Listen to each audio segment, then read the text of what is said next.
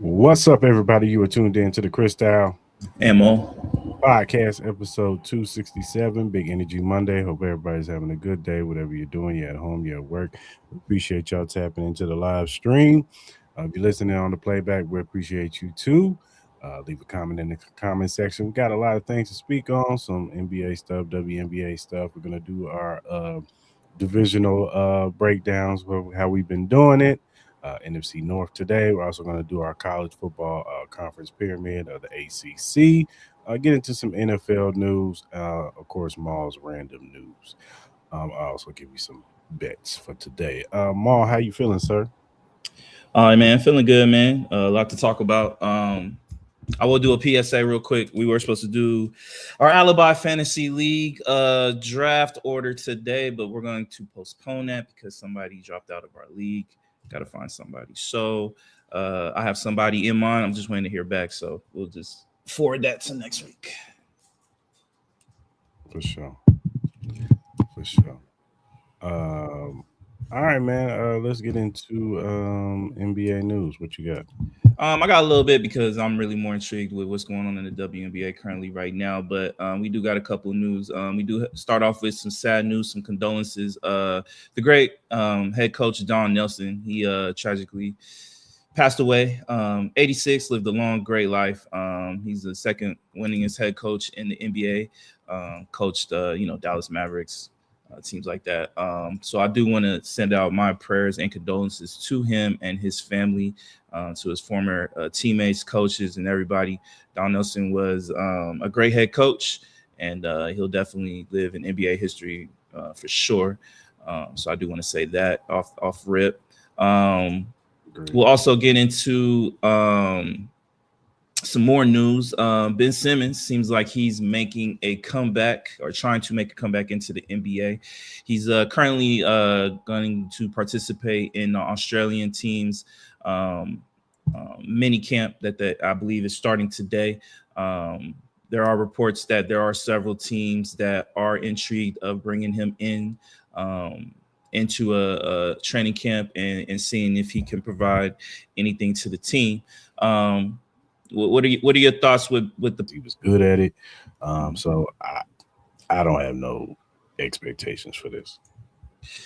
Yeah, I think what this situation is that I don't have a problem with him trying to make a comeback. Like, he does have a perception out there that he doesn't love the game of basketball. Like, he kind of deterred his career that should have been a very promising career on his own. Like, obviously, I'm not in his body. I don't know how he feels. He had the back injury and stuff like that. He did have to get back surgery. I will say this, though. There are reports that he is free to go. He doesn't have any ailments or anything like that. He should be able to participate in all parts of this mini camp. Look, if his head is in the right mode and he's still in game shape and he has been working on his game, I think there could be several teams that could use him because he was a great defensive player. And he did have moments on the offensive side where he was very, very productive. I think there could be several teams. I know there's been rumors about the Philadelphia 76ers. Obviously they're trying to load up that team. It could be a situation where maybe you add him. I've even heard little rumors about the Clippers. I've heard little rumors about my Lakers and some other teams. We shall see. At the end of the day, man, we root Ben Simmons for the best, and we'll see how it goes. We'll end NBA news because there's not really much going on, man. NBA is pretty quiet, but we'll end it on this. It's probably the biggest news. I do have a clip right here where we got some more information about the Kawhi Leonard situation. I'll play this clip right here, and then we'll go from there. It's public-facing stuff. This is the approximately $100 million Halo board. It is the double-sided oval-shaped crown jewel of Steve Ballmer's Intuito. You may now recall, how Daktronics' fellow Clippers partner at the time, Aspiration, they got their name out by hiring celebrity spokespeople. Sure. Daktronics, by contrast, does not use public-facing celebrity spokespeople or endorsers to promote the brand at all, apparently. And as one former Daktronics employee told us in a text message, I was told since it's B2B and not a consumer product, it didn't make sense to advertise that way. They're the worldwide leader, arguably, in Jumbotron manufacturing. But this is where I do need you to know something else.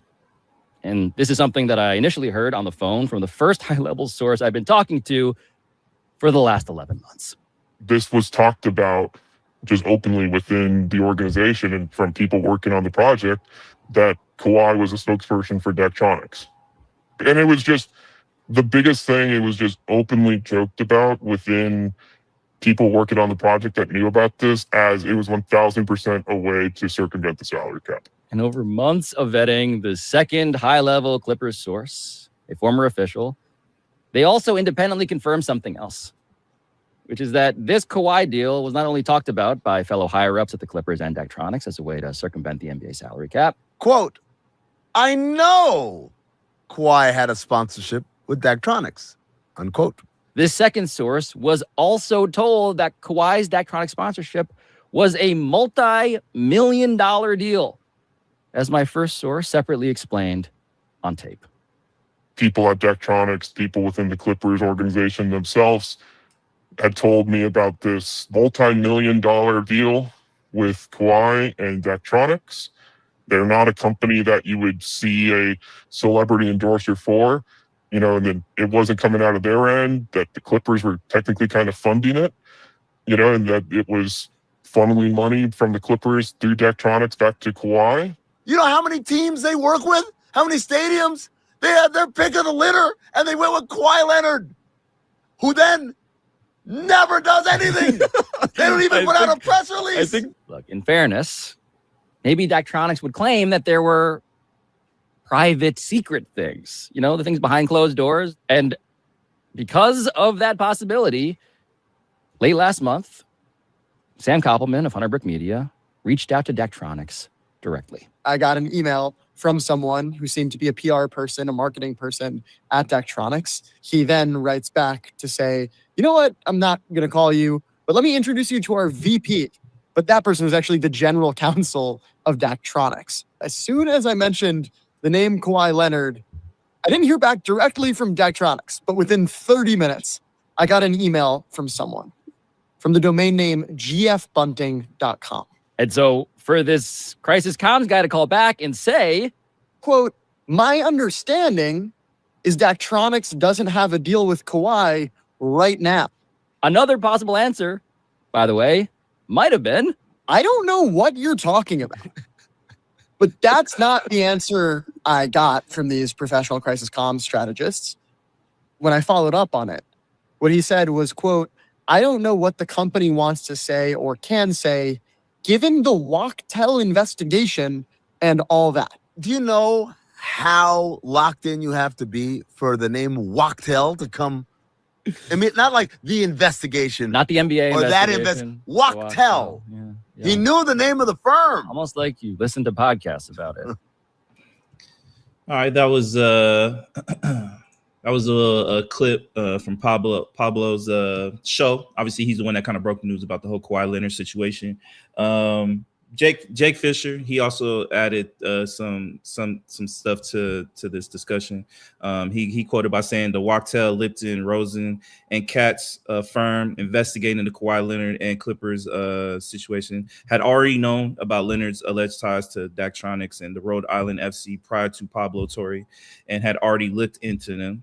Sources say that the recent revelations from Torre's podcast regarding additional off-court business deals for Leonard, both the alleged Daktronics contract and ownership stake in the soccer team in Rhode Island, with tangential ties to Ballmer and the Clippers, did not come as revelations to the Wachtell probe, which had already been looking into both in mid-July. The Athletic reported that the NBA's investigators had examined a previous unreported endorsement deal with another company. I'm assuming that is a company outside of Daktronics and the soccer team. With this news being added on to everything that we've known, what are your thoughts with the preceding Kawhi Leonard discussions with this old cap circumvention thing with the Steve Ballmer and Clippers? It looks like Kawhi might need to be have a 1-year suspension. And even furthermore, it might be, what's his name, Steve Ballmer? If Steve Ballmer is the owner, he might have to let go. He might have to give up his team because this is getting messy and dirty. and it's not looking good for him or the whole organization. As long as he's attached to it, it's gonna have a stain on it. So another Clippers owner that has to give up the team. That's gonna be crazy. But he might sell his team. He might. Well, with you saying that, I will add this. Jake Fisher he also added some to that context. He says Kawhi Leonard has the full support of the NBA Players Association behind him, and Steve Ballmer is prepared to remedy any punishments levied against him and the Clippers. Michael Grange, he also reported that the Clippers and the NBA Players Association are working quietly to get the entire issue resolved. The most likely outcome is a negotiated settlement where the NBA gets to enforce some version of its rules. Barmer can save face, and Leonard could play for the Raptors. Jake Fisher also stated that he believes that this deal between the trade between the Raptors and Clippers, he still believes will get through, and that Kawhi Leonard will be able to participate in training camp. With that being said, with some of the reports, what are your thoughts with those reports?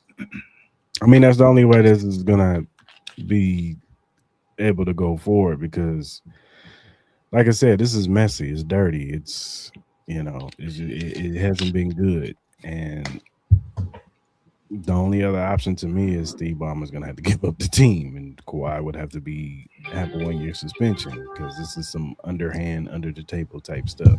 So, and they got caught. Yeah, I'm not saying no other team doesn't do it. I'm sure there is, but they got caught. Yeah. It's just like in college football before the NILs. Do we think that there was no underhand type stuff going on where cats was getting paid? Of course there was. Some people got caught. Some people didn't. You got caught, and you got to pay them. You do the crime. Yeah. I think this is a very big moment in Adam Silver's tenure as NBA commissioner. This is huge, I believe, because the box is open.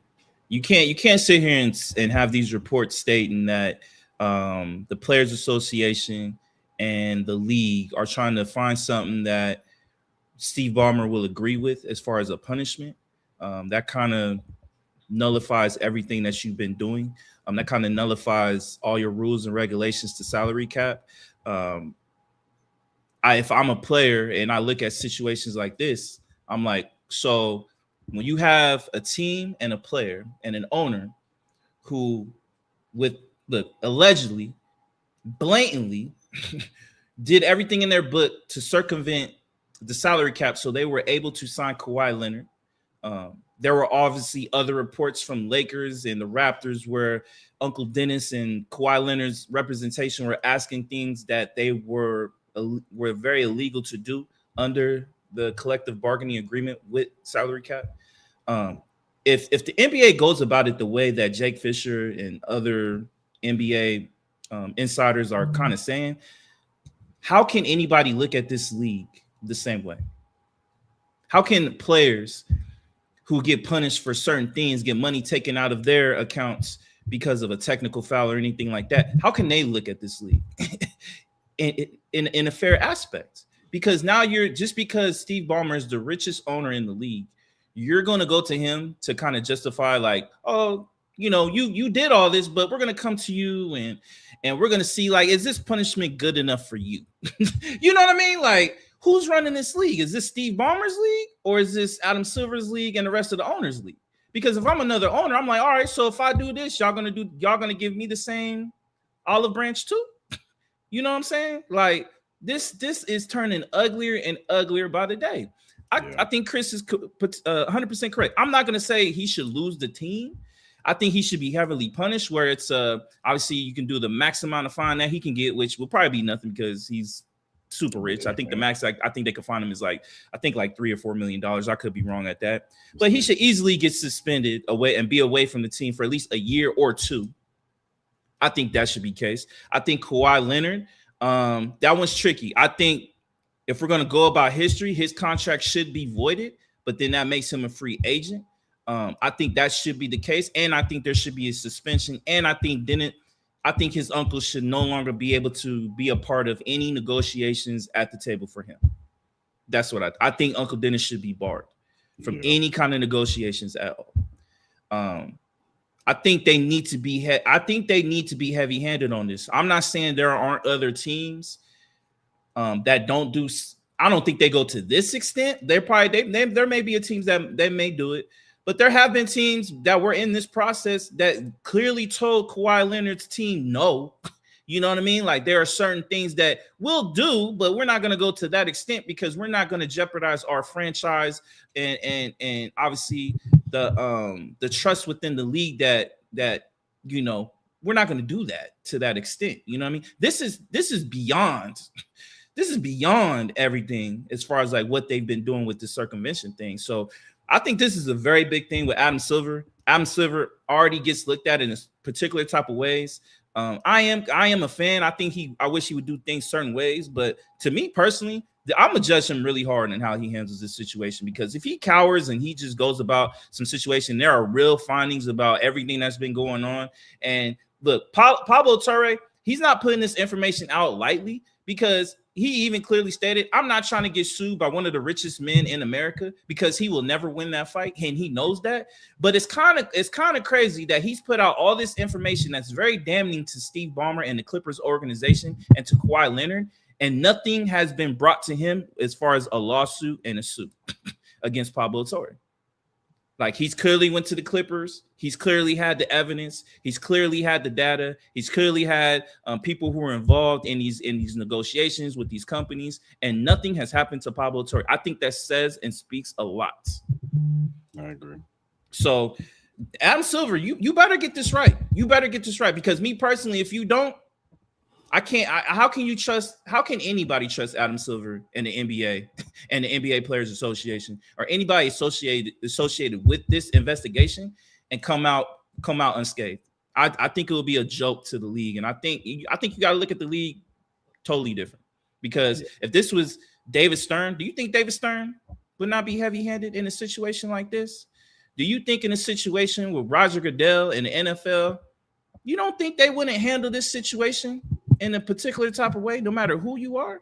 Yeah. I just don't believe that. So I don't know. That's just my thoughts on the whole situation. But we'll see. You know what I mean? Obviously, we're still waiting and see what happens with everything. So the more information we'll get, we'll obviously provide that here on the podcast and give more thoughts. But that's it for NBA news for today. All right, let's go to WNBA. Thank God, because let's get on. No. Let's go. All right. So go ahead. Let's go talk about it. Let's talk about it, guys. There's been some controversy. Let's get into it, big dog. I've been waiting for this one. There's been some controversy with the WNBA, where certain NBA players have been declaring for the WNBA draft. And the league is discussing transgender player eligibility. WNBA Commissioner Kathy Eisenberg told teams that the league will continue discussion surrounding transgender participation. A task force involving team presidents and general managers are expected to discuss the issue, but the league indicated it wants a thoughtful process involving multiple stakeholders. I see that you have your guns loaded. What do you have to say, Mo? Yeah, I got a lot of stuff to talk about, because I definitely want to talk about this Dejanay and Sophie Cunningham thing. But this goes back to Sophie Cunningham has been making the news. She's been pretty much the star of the WNBA with everything that has been going on. So obviously everybody knows she is the main cause to why all of this discussion has been going on. You have you have weirdos like Royce White and Enes Kanter, who have declared themselves that they want to be a part of the WNBA because they were mid terrible NBA talent, and they have nothing else going on for themselves. Now we have this whole situation where Sophia Cunningham, she came out talking about not having trans men in women's sports. My whole thing about this whole situation is why does this topic continuously keep getting brought up? There is no physical evidence at all that there is a rampant stampede of transgender men running into women's professional leagues. Hell, even in basic leagues. Hell, even in college leagues. Did we not see Donald Trump and his MAGA people literally ban transgender athletes to participate in any kind of sports? Did they not just pass a bill not too long ago? Yeah. So what are the fears in this? What is the notion and why we keep talking about this topic that is not even a topic that needs to be talked about? If you look at data, if you take 2 seconds of your fucking day to actually look up and get some fucking knowledge and have an opinion for your fucking self, you would see this is a non-issue. You would see there is nothing to talk about. Now we got 2 grown-ass men who want to cosplay to be transgenders to join a league for what? For what? Like, it's getting to the point with this league. And it's kind of funny because Sophie Cunningham came out and did this whole spiel like, oh, I want to just talk about the WNBA game. I don't know why people just don't talk about the WNBA game. She wanted to bring up the matchup of Olivia Miles and Kelsey Mitchell and everything that's been going on in the league and how much is great. Yeah, me and Chris have been saying this shit for the last year or two. Ever since you and Caitlin Clark and your fan base that's just been so sickler on just trying to make y'all so privileged and so dainty, and we can't do this to them people and all this type of shit. Like, y'all bring up all this dumb shit that has nothing to do with it. You were part of this. Now all of a sudden you want to do it because you're getting a little backlash and a little heat. Nah, stand on your 10 toes. Stand on 10 toes. You a badass on that fucking court, which we're going to talk about situations that happened on that court here in a little bit. But I just don't understand. And Van Lathan said it perfectly. What if why can't you just leave transgender people the fuck alone? Why do you fucking wake up and this is the first thing that's on your fucking mind when this is a non-issue? This is a non-issue. There are even statistics where you can look where men who get in transgender sports, like the whole situation. I forgot the girl's name, where she was the swimmer, and she ended up going up against I forgot her name, Reed something. I could be wrong, but she even went up in a meet against a transgender male athlete, and they both tied for 5th. They both tied for 5th. So that transgender man that was swimming in that race wasn't even the best. I don't even think that transgender swimmer even won anything when they were in the process of swimming in meets amongst other women. So there's even the statistics of that. Now, obviously, there could be situations where in physical combat, maybe in that situation, but again, with that, it's just like it's a non-fucking issue. Why do we keep talking about something that is a non-issue? Let transgender people live their fucking lives. They are not hurting nobody. Let them live. They are no different from me or you. Let them live. They are not hurting nobody. So why do we keep bringing them up in topics and situations that are non-existent? It's dumb and it's a waste of time. And this takes away from what's going on in the WNBA. And I'm being very honest with you, Chris. I love the WNBA, but I'm honestly getting tired of just talking about this shit. I don't want to talk about it no more. And honestly, I ain't gonna lie. There's a lot of great women in that sport that I love to watch, but it's also a fucking turnoff when you got fan bases like the Sophie Cunninghams, the Indiana Fever, and the Caitlin Clarks, and all that type of shit. They are so draining to the fucking sport. It just makes it like, if the game ain't on, I don't want to talk about it. You know what I mean? I'll watch the game, but because you can escape through the game because we got some great talent. But besides that, I don't even want to talk about this shit at all. It's fucking draining. It's fucking draining. Yeah, you wish that we just concentrate on the game, as far as the transgender stuff, let them live their lives, and, it is what it is. You know what I'm saying? You don't have to agree with it, but you ain't got to voice your opinion every 2 seconds about it. You know what I'm saying? But they're wrong. They're wrong. It's clear. Look at statistics. They're clearly wrong in the side of the opinion on what they're trying to bring about. There is no issue of this. There is no stampede. And you already have bills that have denied transgender people from even participating in sports. I think at a high school level, a collegiate a level. So how would they even be able to involve themselves in a professional sport? Yeah. No, you're right. If you can't even go through the high school or collegiate levels. So what are we even talking about? And then on top of that, statistic data shows there's not even a lot of transgender people who are even performing in sports. Now, obviously, that data could change as years years go on? And if so, who cares? Who cares? We shall see, sir. Saturday, the Fever and the Chicago Sky went against each other, and Dejanay Carrington chased down Sophie Cunningham from behind on a transition layup and made hard contact around Cunningham's head neck area. Officials initially called a foul, reviewed it, upgraded it to a flagrant 2, and ejected Carrington. Cunningham immediately got up and confronted Carrington before teammates separate them. The controversy got bigger afterwards. Carrington posts white privilege. Indiana Fever on the threads, apparently objecting to the ejection. Carrington responded publicly that she didn't believe race should be brought into the situation and characterized it as unnecessary basketball play rather than something personal. Interesting. Fever coach Stephanie White defended Carrington's intent. White agreed that the contact warranted the flagrant 2 under the rules, but says she knows Carrington and she didn't believe she's intentionally tried to hit Cunningham in the neck. How do you feel about this situation, sir? This is another thing that's draining too. It's funny. Like you can clearly see Dejanay Carrington was trying to go for the ball. Did she hit her in the face? Absolutely. Did she cause a little bit of blood? Absolutely. Should she got a flagrant 2?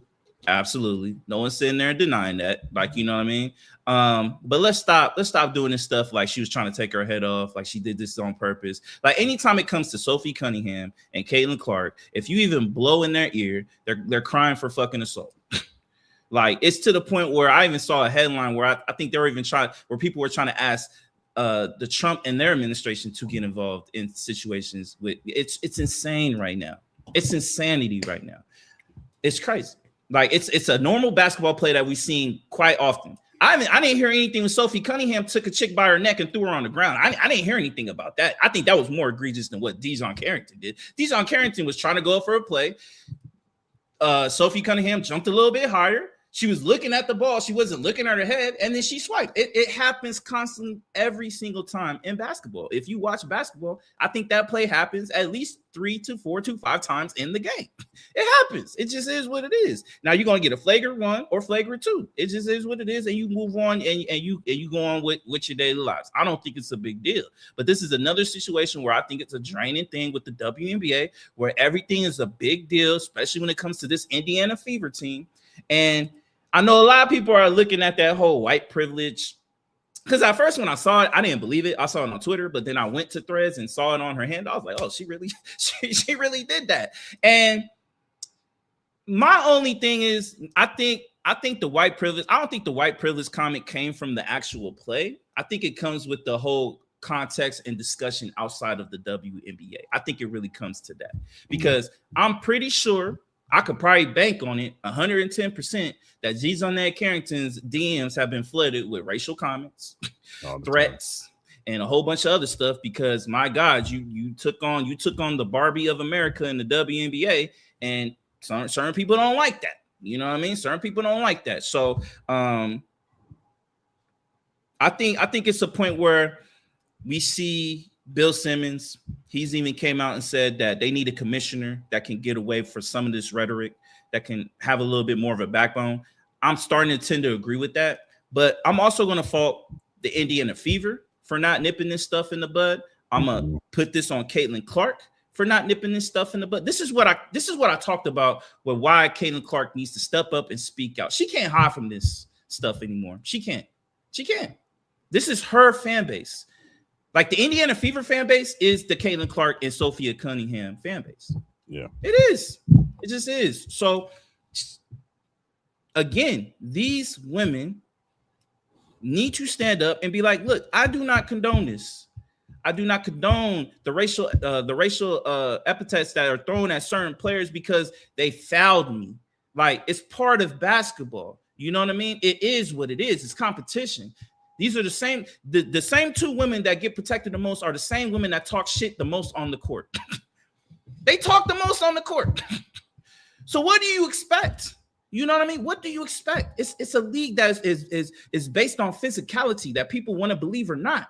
You know, you can have this mention of you have this ideology that women shouldn't be in a physical sport. Sorry, I hate to break it to you, but the WNBA is probably more physical than the NBA currently right now. That is a fact.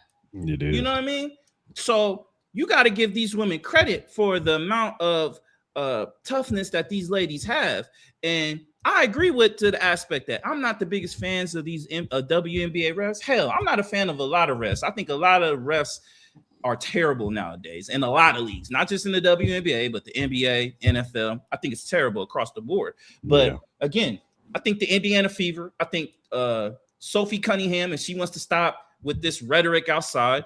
Caitlin Clark, they need to like, look, we got to stop. This is NBA basketball. We cannot go after women in this league because they are playing basketball. There no punches were being thrown. No hair was being pulled. Again, I've seen Sophie Cunningham many a times do way worse things that are not basketball related. And I haven't heard a peep about her.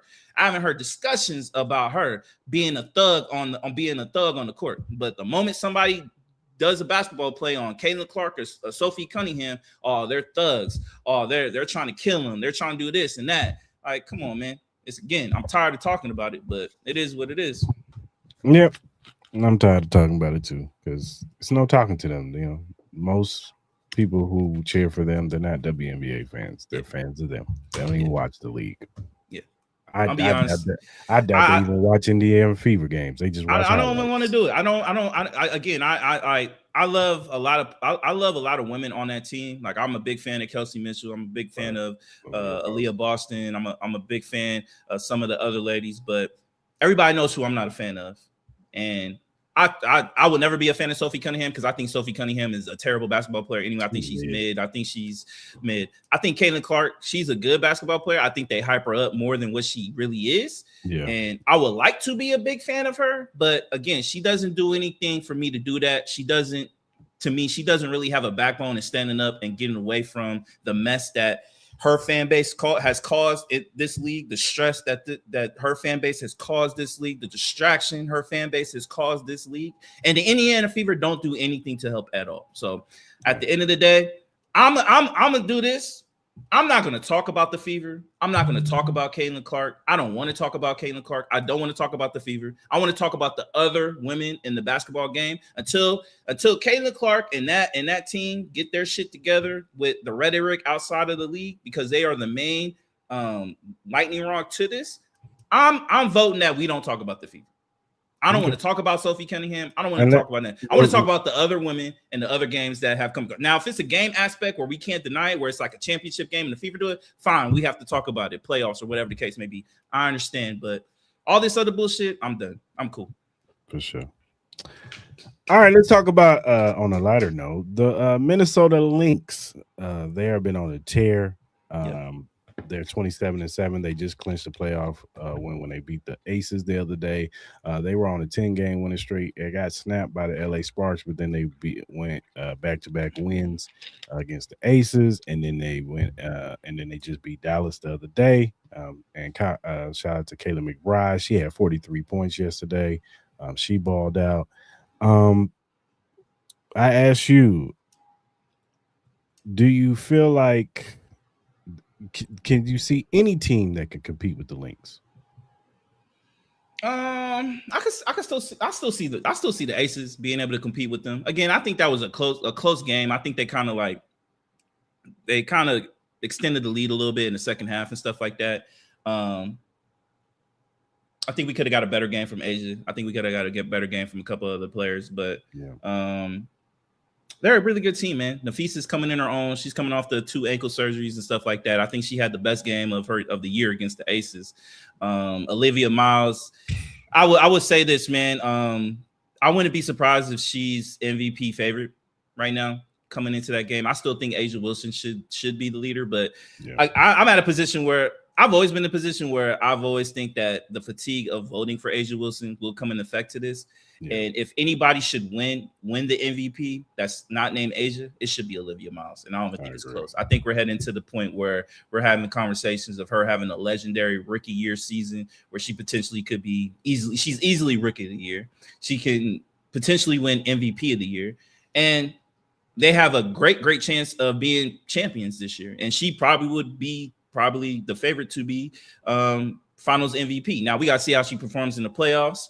I think you would probably want to lean a little bit more on Nafisa with just the experience that's going to come in the playoffs, because we know that game is a little bit different. It's going to be a little bit more physical, a little bit more slow down presence. They're not going to be able to push the pace like they are doing currently in the season.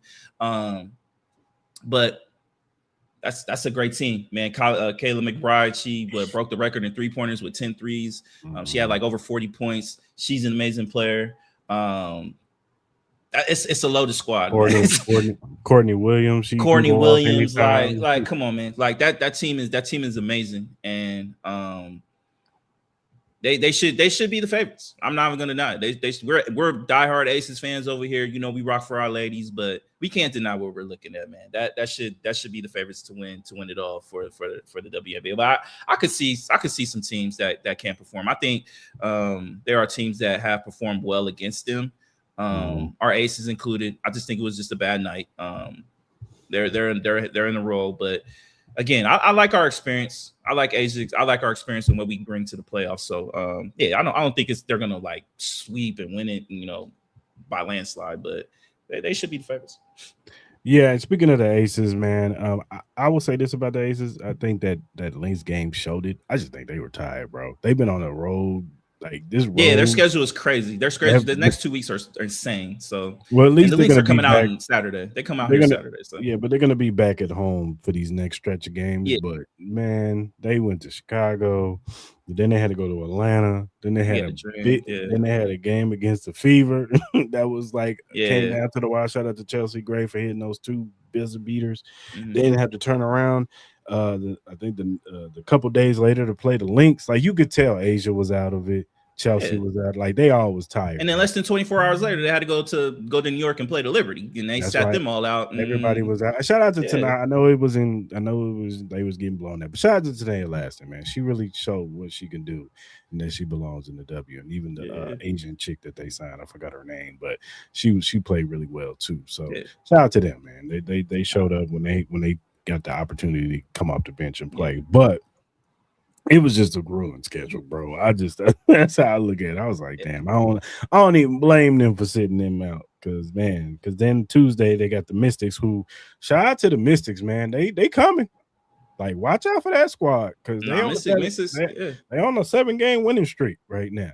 You know what I'm saying? No, that's what I'm saying. Like, yeah, it's just like you playing the Mystics twice starting tomorrow. You got Minnesota, you got Atlanta. Like this week is tough too. So I don't think we got any justice with the scheduling for this part, and I think Becky Hammond even talked about it a little bit. But we're in third. Golden State, they took over second place, and I think we'll be around there. I think we'll be number 2 or number 3 seed. And when you really look at it, man, I think this might be the best WNBA playoffs that we're gonna get that we've seen in a long time, because I think if you look at these standings, man, like. Let me see if I can find it real quick. Where'd it go? I got it right here. Yeah. Like right now, you got the Lynx 1, you got the Valkyrie 2, the Aces 3, you got the Fever 4, you got the Mystics that are on a run at 5, you got the Dream at 6, you got the Liberty who are kind of coming in their own at 7. You still got the Dallas Wings back there too with Paige and Ozzy Fudd. Obviously, Ozzy, she's been out. I think she was out the last game. I don't know how long she's gonna be out for, but when you look at that slate, like.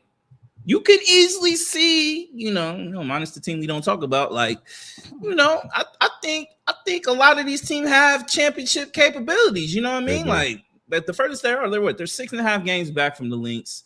Obviously, I think the Lynx are pretty much in a comfortable spot of getting the number 1 seed. But again, it's Olivia Miles. She's been playing amazing this season, but we got to see what she does in the playoffs. Playoffs are different. I think she'll still perform, but. But it's going to be interesting to see how that Lynx team comes along and the health of Nafisa. Obviously, we want her to be healthy and for sure, but we got to see the more she puts miles on those ankles, how she responds to that and stuff like that. But yeah, and the good thing for Olivia, she has a few veterans that she can lean on with Courtney Williams, like you said, Nafisa earlier. Caleb McBride. Yeah, they got enough veterans on that squad. And if we're gonna be real, if Nafisha doesn't get hurt last year, I think this team looks a little bit different too. 100%. You know what I'm saying? So 100%. She got healthy right when they needed her. They was already smoking teams and winning games and shit without her. So when I knew when if she got healthy, I was like, oh my God, this team is gonna be dangerous. But I do agree with you. I do think that we still, as the Aces, and I know we may sound like homers, we don't care. We know what our Aces can do. And if Asia is on, if Jackie Young is on, if Chelsea Gray is on, and some of the other players can pick up. I'm starting to get on you. I'm not even starting. I'm on the bandwagon, though. What? Don't let her go, man. Just she provided. You know who. Oh, I ain't even talked about her. I'll let her slide these last couple of ain't no slide. No, everybody sat out yesterday, and she had 5 points. Look, man. Look, y'all think I was trying to bully this chick? I'm just being honest. Like, Kyle Kuzma need to get off the team. Kirsten Bear, you gotta have more than 5 points. We've cut better players than her. Deja Kelly.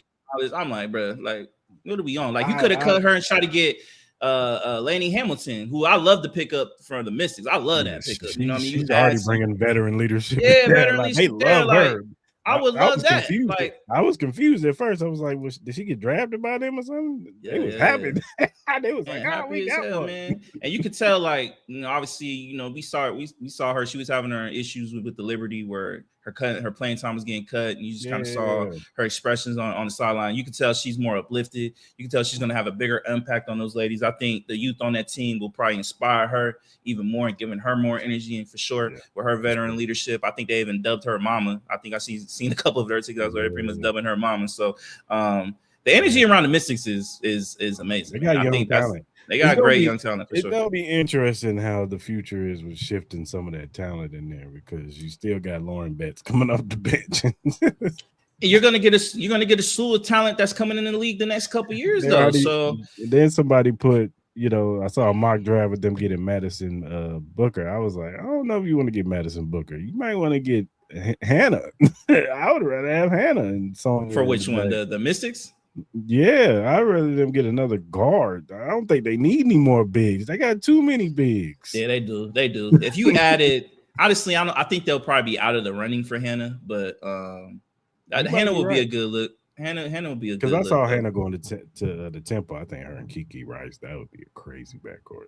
Nah, yeah, for sure. Like, I think there's a potential where it's looking like, Seattle might be winning the Juju sweepstakes. They got Houston. They got Houston. Well, the Sun, but they got Houston getting her. Oh, Houston getting her. Oh yeah, because they're the new league. But it's kind of, I don't know how they kind of do it though. Do they automatically get the number one? Do they not? Do they get the number one pick? Do they get the top two picks? I don't know how the WNBA does it. Don't they do the ping pong balls? They do the ping pong, but I just don't know how it is with. I just forgot how it is with Dallas Maverick type rub. I think the Sparks get a little Dallas Maverick. I don't know, man. I think Juju in LA. Like, if you're the WNBA, you would probably want Juju in LA and pair what they have going on over there. But then again, I think, but her in Houston would be dope. I think me personally though, if you add Juju to Awa and Malanga, and that team, I thought with that market, I love LA and Sparks, but if I'm Juju, look, I don't mind Seattle. You know what I mean? Like, you pair me up with Awa and all them, that's gonna be a great team, man. Because like obviously Awa has her struggles a little bit. Malanga's had her a little bit of struggles and stuff like that. But we can see the talent. We can see what they got going on, and Malanga scored like 40-something points the other day. Like, she got talent. They all got talent. It's just no, for sure. They working. What do you feel about the new name for Cleveland, the Sirens? I like it. I'm not mad. I'm not mad.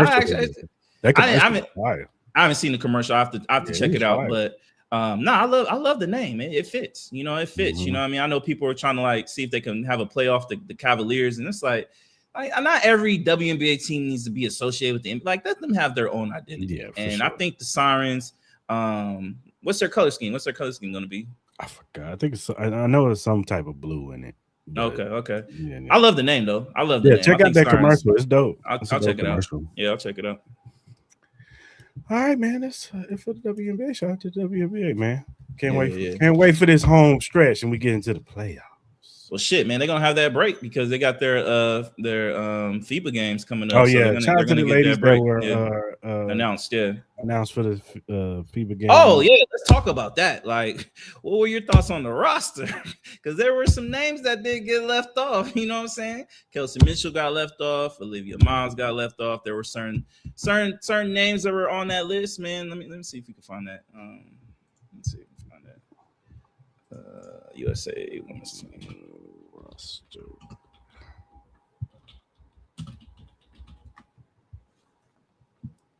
All right, so I have it right here. We got they named Aaliyah Boston.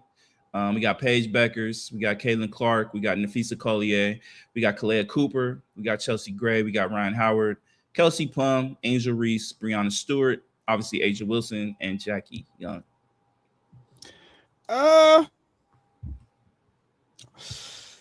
I put it on the screen just for people to see. Who did they? Oh yeah, you said they left off Kelsey Mitchell. They left off Kelsey Mitchell. A lot of people, especially with the way Olivia Miles has been playing, like look, I'm gonna be honest with you. I think Olivia Miles is probably better. Is better than Caitlin Clark. I think she's been playing better than Paige. You know they weren't gonna leave her off, bro. Nah, they weren't gonna leave her off.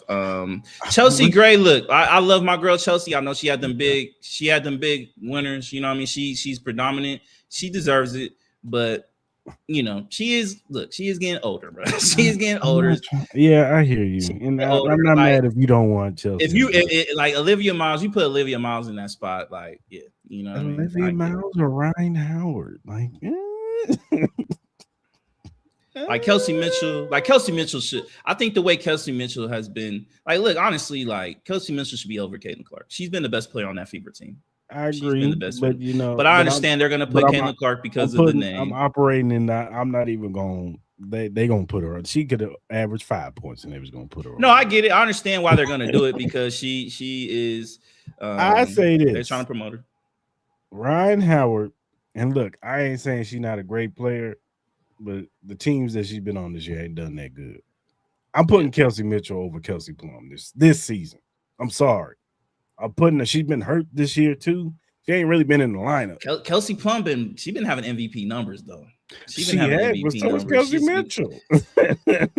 If you look at it, Kelsey Plum numbers might be a little bit better than Kelsey Mitchell's though. Before she got hurt though. I think Mitchell is second in scoring this year. Yeah, but Kelsey Plum was she was hoping, bro. She was hoping. I'm not saying she wasn't. She's a baller. I'm not saying she's not. You got me arguing against Kelsey Mitchell, and that's sacrilegious to me. I love Kelsey Mitchell. She's like I'm one of my favorite WNBA players. I'm looking at this team. They're not gonna get rid of Caitlin Clark. They're not gonna get rid of Paige Beckers. Like, you're not gonna like maybe Kalea Cooper.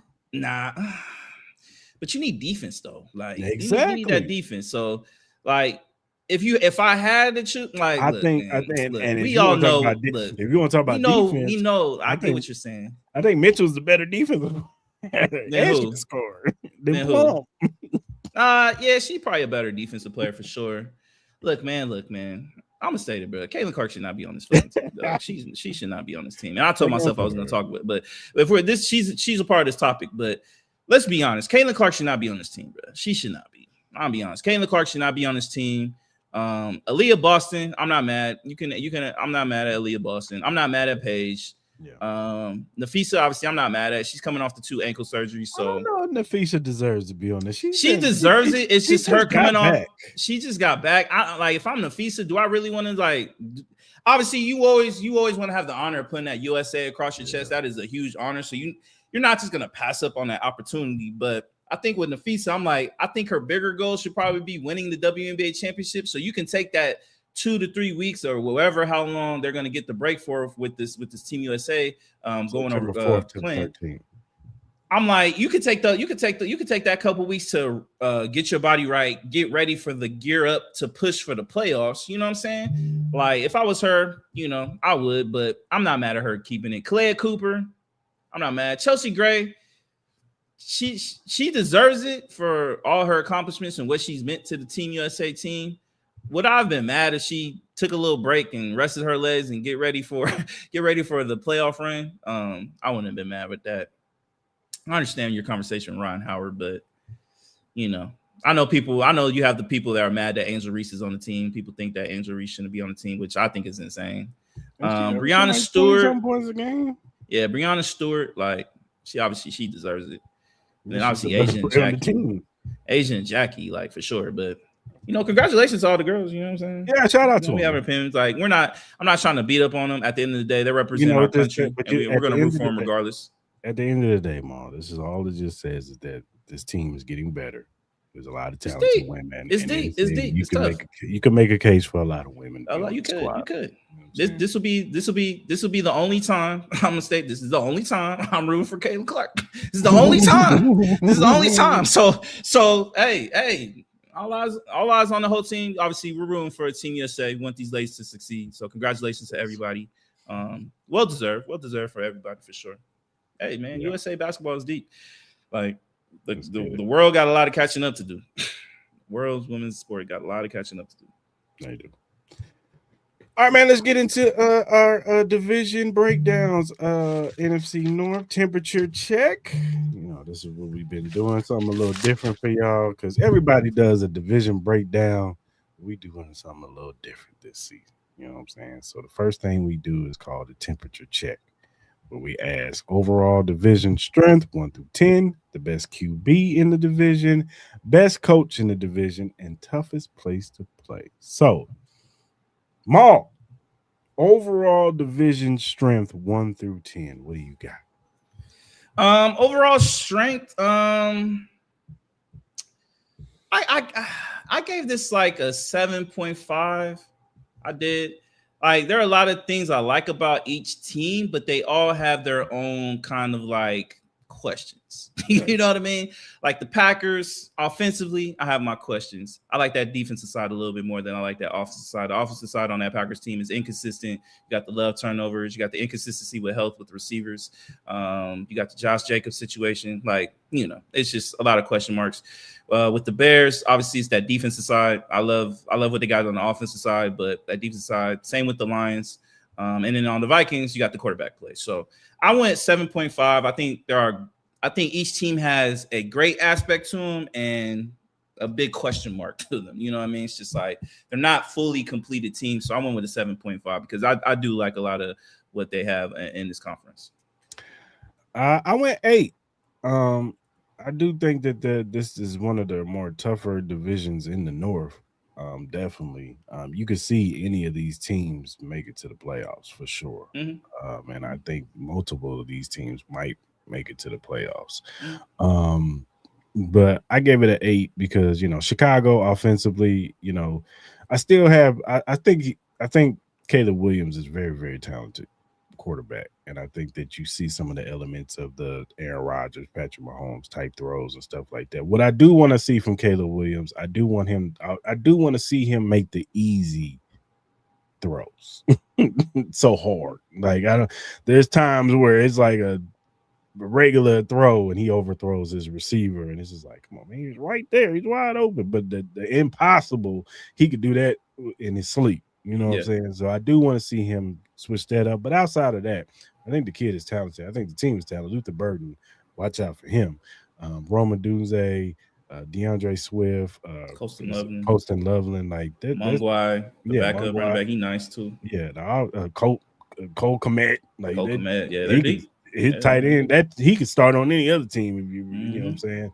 A lot of other teams, so they're loaded on offense. It's just got to come together. Defensively, I'm with you. They got their defense. They got a lot to put. That pass rush has to get better. That's the problem. That pass rush. They pretty much just got sweat. That's it. You know what I mean? Packers, I'm with you. Love, he has his issues with the turnovers. He'll have a game where he looks really good, and then there's some games where he's like, "What the hell are you doing, man?" Yeah, bad turnovers too. It ain't like some like, or like, all right, I see that, but it'd be like, bro, what were you thinking, dog? But I also put some of that on his receivers too. Sometimes his receivers dropping passes and dudes can't stay healthy. I still don't understand why y'all gave Christian Watson that contract. Yeah, I But don't get it either. He has yeah, not proven he can stay healthy for a whole year at all. yeah, but if Tucker Kraft can put together what he put together in the beginning of the season, I know he's coming off of an ACL tear, but if he can get back to what he's doing, and I think that he's going to be their number one option. And the Josh Jacobs situation, that's kind of strenuous. We'll see what running back can step up. I don't know how long he's going to be out. Defensively, it's all about the Micah Parsons injury, because we saw how that defense looked when Micah Parsons was healthy, man. That defensive line was really, really good, and their secondary is actually pretty underrated too. No, yeah, I actually like their secondary. It ain't even really that bad. It's pretty good. Yeah, they actually got some good players in their secondary. It's just if Michael Parsons is in he's probably not going to be back till mid-season. But if he can be Michael Parsons again, then I think that they have a chance to be really good defense. But I'm with you; it's the offense. The Lions is defense. it's can you get some help with Aiden Hutchinson, man? And I don't feel like they did that this offseason. I don't feel like they went out and got a defensive end, a complimentary defensive end, or a defensive tackle that could take the load off of Adrian Hutchinson. We see that he's a really good player, really, really good player. But in that secondary, they got a litany of injuries, and Terrion Arnold, he got kicked off the team, and I think their linebackers are maybe the strongest because Jack Campbell, I think he came into his own. But still, it's a lot of. I'm not too much questioning the offense outside of Jared Goff. Can Jared Goff be the guy to take you to the next? Yeah, I think Jared Goff can. If Sam Darnold can, Jared Goff can. I really don't have worries about that. Yeah. Well, you know what I'm saying? So I'm not really questioning the offense. It's more so health on the offense. Laporta and all them dudes just staying healthy. But outside of that, I think that they'll be fine on the offensive end. And then the Vikings, we all know what it is. It's the quarterback. Can Kyler Murray or JJ. You got to keep having this conversation. You know me, I'm not a fan. But they ain't having no conversation. Can Kyler Murray finally be the quarterback that Justin Jefferson needs and Addison? Yeah. So that's my only question is can Kevin O'Connell be the quarterback whisperer that Kyler Murray needs? You know what I'm saying? To reel him in and some of the, dumb mistakes that he may make sometimes, you know what I'm saying? So, and it also, no disrespect, but his height deficiencies too kind of lend to that too. But we don't deny the talent. The talent is there. He has the arm. He has the playmaking ability. But can he, play within an offense? Can he, make game-winning plays? That's what the question with Kyler Murray is. So, but all in all, I do think it's a strong division. So I gave it an 8. All right, man. Who do you feel is the best quarterback in this division? I think it's easy for me. It's Caleb Williams. I just think arm talent wise, and I get it. I'm with you. Like he does have to improve on making the easier throws, which I don't think it'll be too hard. I just think he'd be trying to do the most sometimes, and most of the times he's usually really good at doing the most. You know what I mean? He's one of those type of quarterbacks, but I think he'll be fine. Like, obviously, we do need to see improvement in him, making the check downs and stuff like that. But overall, man, it's Caleb Williams, and I don't even think it's close. I know a lot of people are going to throw me the Jordan Love stuff, but I think Jordan Love who he is. I think he has great arm talent, but I just think mentally he's just going to make terrible, bad mistakes, and I just think that's just who he is. No, I'm agree with you. I got Caleb Williams. I think he's the most talented quarterback in here. He's a generational talent with the arm talent. And if he just continues to grow with Ben Johnson, I think he'll be fine. So, yeah, I would take Caleb Williams. If we were doing the NFC North draft, I'm picking him first. Yeah, so. 100%. Who's the best coach in this division? I went with Dan Campbell. I trust him probably the most out of everybody. I think Ben Johnson, he still has more to prove. I think he could potentially be the best one. But let's be honest, Matt LaFleur, like he was close to not even having the job.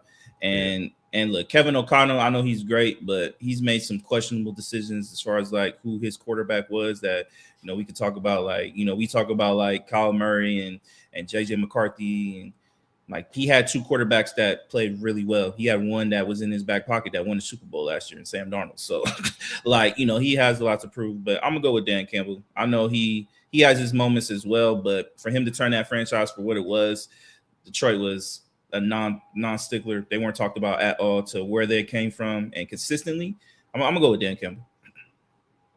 I'm gonna do it, Mo. I'm going Ben Johnson. No, okay. I'm not mad. You looking at the potential. I get it. I think that respect to Dan Campbell, I do think that play calling was now the offense is going to be good because they got too many good damn players over there. Yeah, But I no, do facts. think play calling wise, it was a little bit of dip in that Lions did. offense. It did. Yeah, It and did. it all points to the man in Chicago.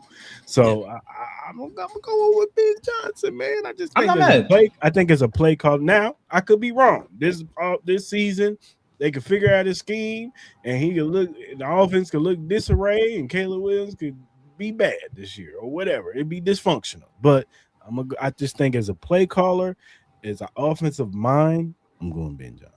I'm not mad. I just did your mechanism and how you go about treating these rookie quarterbacks. I need to see it again. I need to see it one more year. I need to see it one more year. Right. You know what I mean? That's all. That's That's all. But I'm not mad at that. I would went back and forth with him and Ben. I think Ben Johnson will ultimately be the best head coach, but for right now, I just went with Dan. He's just been a little bit more consistent. Yeah. Riverboat Dan. I ain't mad at it. Yeah, for sure. Shout out to my boy Rob. He hates him so. He can't stand Dan Campbell. All right, man. Where is the toughest place to play? I think this one is actually pretty tough because I think Minnesota has a great fan base. You know, with the skull clap and all that. I think they do have a great atmosphere. Obviously, Green Bay, the aura of Lambeau Stadium and the cold weather and all that stuff being outside. Detroit, when they're really good, their fan base is pretty rabid. But I went with Chicago, man. I just went with Chicago. Especially, when we get to wintertime, that shit be brick, bro. Nobody wants to play in that shit at all, dog. And I think each team has shown that home field advantage wise, they have been beaten at their home fields. We've seen Detroit lose at home. We've seen Minnesota. We've seen Green Bay. We obviously saw last year with Chicago when they played the Rams. But I'm gonna go with Chicago. I just think weather-wise, the city of Chicago, how cold that place gets, and on top of that, you got Caleb Williams. You got to stare down too. I'm gonna go with Chicago. I hear you with Soldier Field, but I'm gonna go with Lambeau. I'm gonna go with Lambeau Field. I just think that the history of that field, man, is just that atmosphere. That fan base is just one of the top tier fan bases, and they show up and show out every time at Lambeau Field, man. It's just shout out to Soldier Field. They're showing out now. It might be the Indiana Bears soon, but But Lambeau, yeah, well then maybe we could change it then, but they're still playing in Soldier. They're still playing in Chicago right now. But shout out to Chicago. I'm not mad at Chicago. You know what I'm saying? All these fan bases are amazing though. They're all these are all tough places to play. So we're not shitting on anybody. Like it's like 1A, 1B, 1C, 1D, pretty much. That's I agree. All right, man. That does it for our temperature check.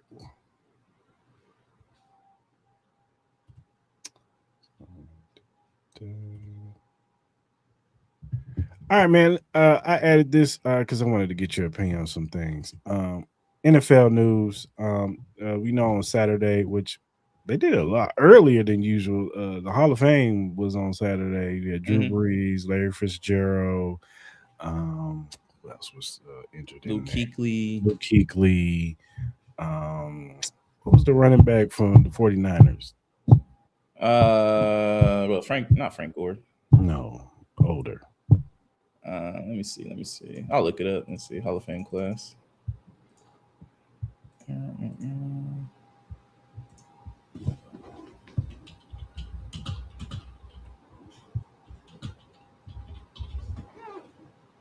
Roger Craig. Yeah, right. Yeah, Drew Brees, Roger Craig, Larry Fitzgerald, Luke Kuechly, and Adam Vinatieri. Which all deserve to be in the Hall of Fame. All of them were great players in their time. But the discussion came, and shout out to Roger Craig. He did announce that he has dementia. So for him to have that moment, you know what I'm saying? If anybody knows about dementia, that's when you start losing your memories and things of that nature. So for him to have that moment, hopefully, you know what I'm saying, that was for him. Prayers out to him and his family. So, but the 2027 first eligibility came out. We also, we got Tom Brady's. You got, I know Bill Belichick is still on the list, but you got Adrian Peterson, Rob Gronkowski, Ben Roethlisberger, Richard Sherman, Andrew Whitworth, Cam Newton, Eric Weddle, Antonio Brown, and Le'Veon Bell. And the big discussion was, is Antonio Brown a first ballot Hall of Famer? Yes. Yeah, he's easily a first ballot Hall of Famer. He was the best wide receiver for like 6 years. He was amazing. You know what I mean? He had some of the biggest catches. I get it. He was pretty much I think ever since that hit where he got that concussion for Vontaze Burfict, I don't think he's ever been the same after that hit. I think that's when, because I feel like, look, besides that, maybe there might have been some stuff that happened before then, but I feel like it all kind of just spiraled out of control after that hit. Obviously, the whole situation with the Raiders and then him walking off the field with the Bucks in New York. But we can't deny who he was as a talent. I know there are going to probably be people that hold stuff against him from stuff that he's done off the field, but there are a lot of people that we can hold stuff up against that are in the Hall of Fame class that, were allowed to be let in. And if we're going to be honest, he's the first ballot Hall of Famer. No, I agree. Now, do you agree with LaShawn McCoy who said he would take AB over Jerry Rice? AB over Jerry Rice. Look, I ain't gonna disrespect Jerry like that. Jerry was consistent. Like that, my man was 40, still cooking people. Like he had the cul-de-sac with the braids in the back. He was still cooking people. So respectfully to AB, no, I'm not taking him over Jerry Rice. But again, I think AB was one of the greatest receivers to lace it up. But I'm not disrespecting Jerry. I think there's only a couple people that you can talk to me about maybe taking him over. Those are the likes of like a Calvin Johnson, Randy Moss, T.O., guys like that. Even when Julio Jones is healthy, him too. AB, but he was great. He's easily top 10. I think he's easily top 10 best receivers of all time. I agree with that. I do agree with that. He was amazing. There was an article, I don't know if you saw it, making the rounds. Bill Barnwell, which I like Bill Barnwell. He usually puts out some good stuff. Mm-hmm. But he put an article out on current players that he feels are Hall of Famers. And he went through each team who he feels like are in or making a strong case or still got a lot of work to do. I feel like we've done this before. Yeah. So he did that. But the controversy wasn't, who he had in. It was the controversy of what he said, particularly to Josh Allen. This is what Bill Barnwell wrote about Josh Allen. Allen would be the quarterback on the all-decade first team. It would be if it were to release tomorrow. Although there will be at least some debate instead of awarding it to Lamar or Patrick Mahomes. But he should be the first quarterback all decade. Do you agree with this, sir? No. I like Josh. Like, don't get me wrong. I like Josh, but I would personally have Lamar Jackson ahead of Josh Allen.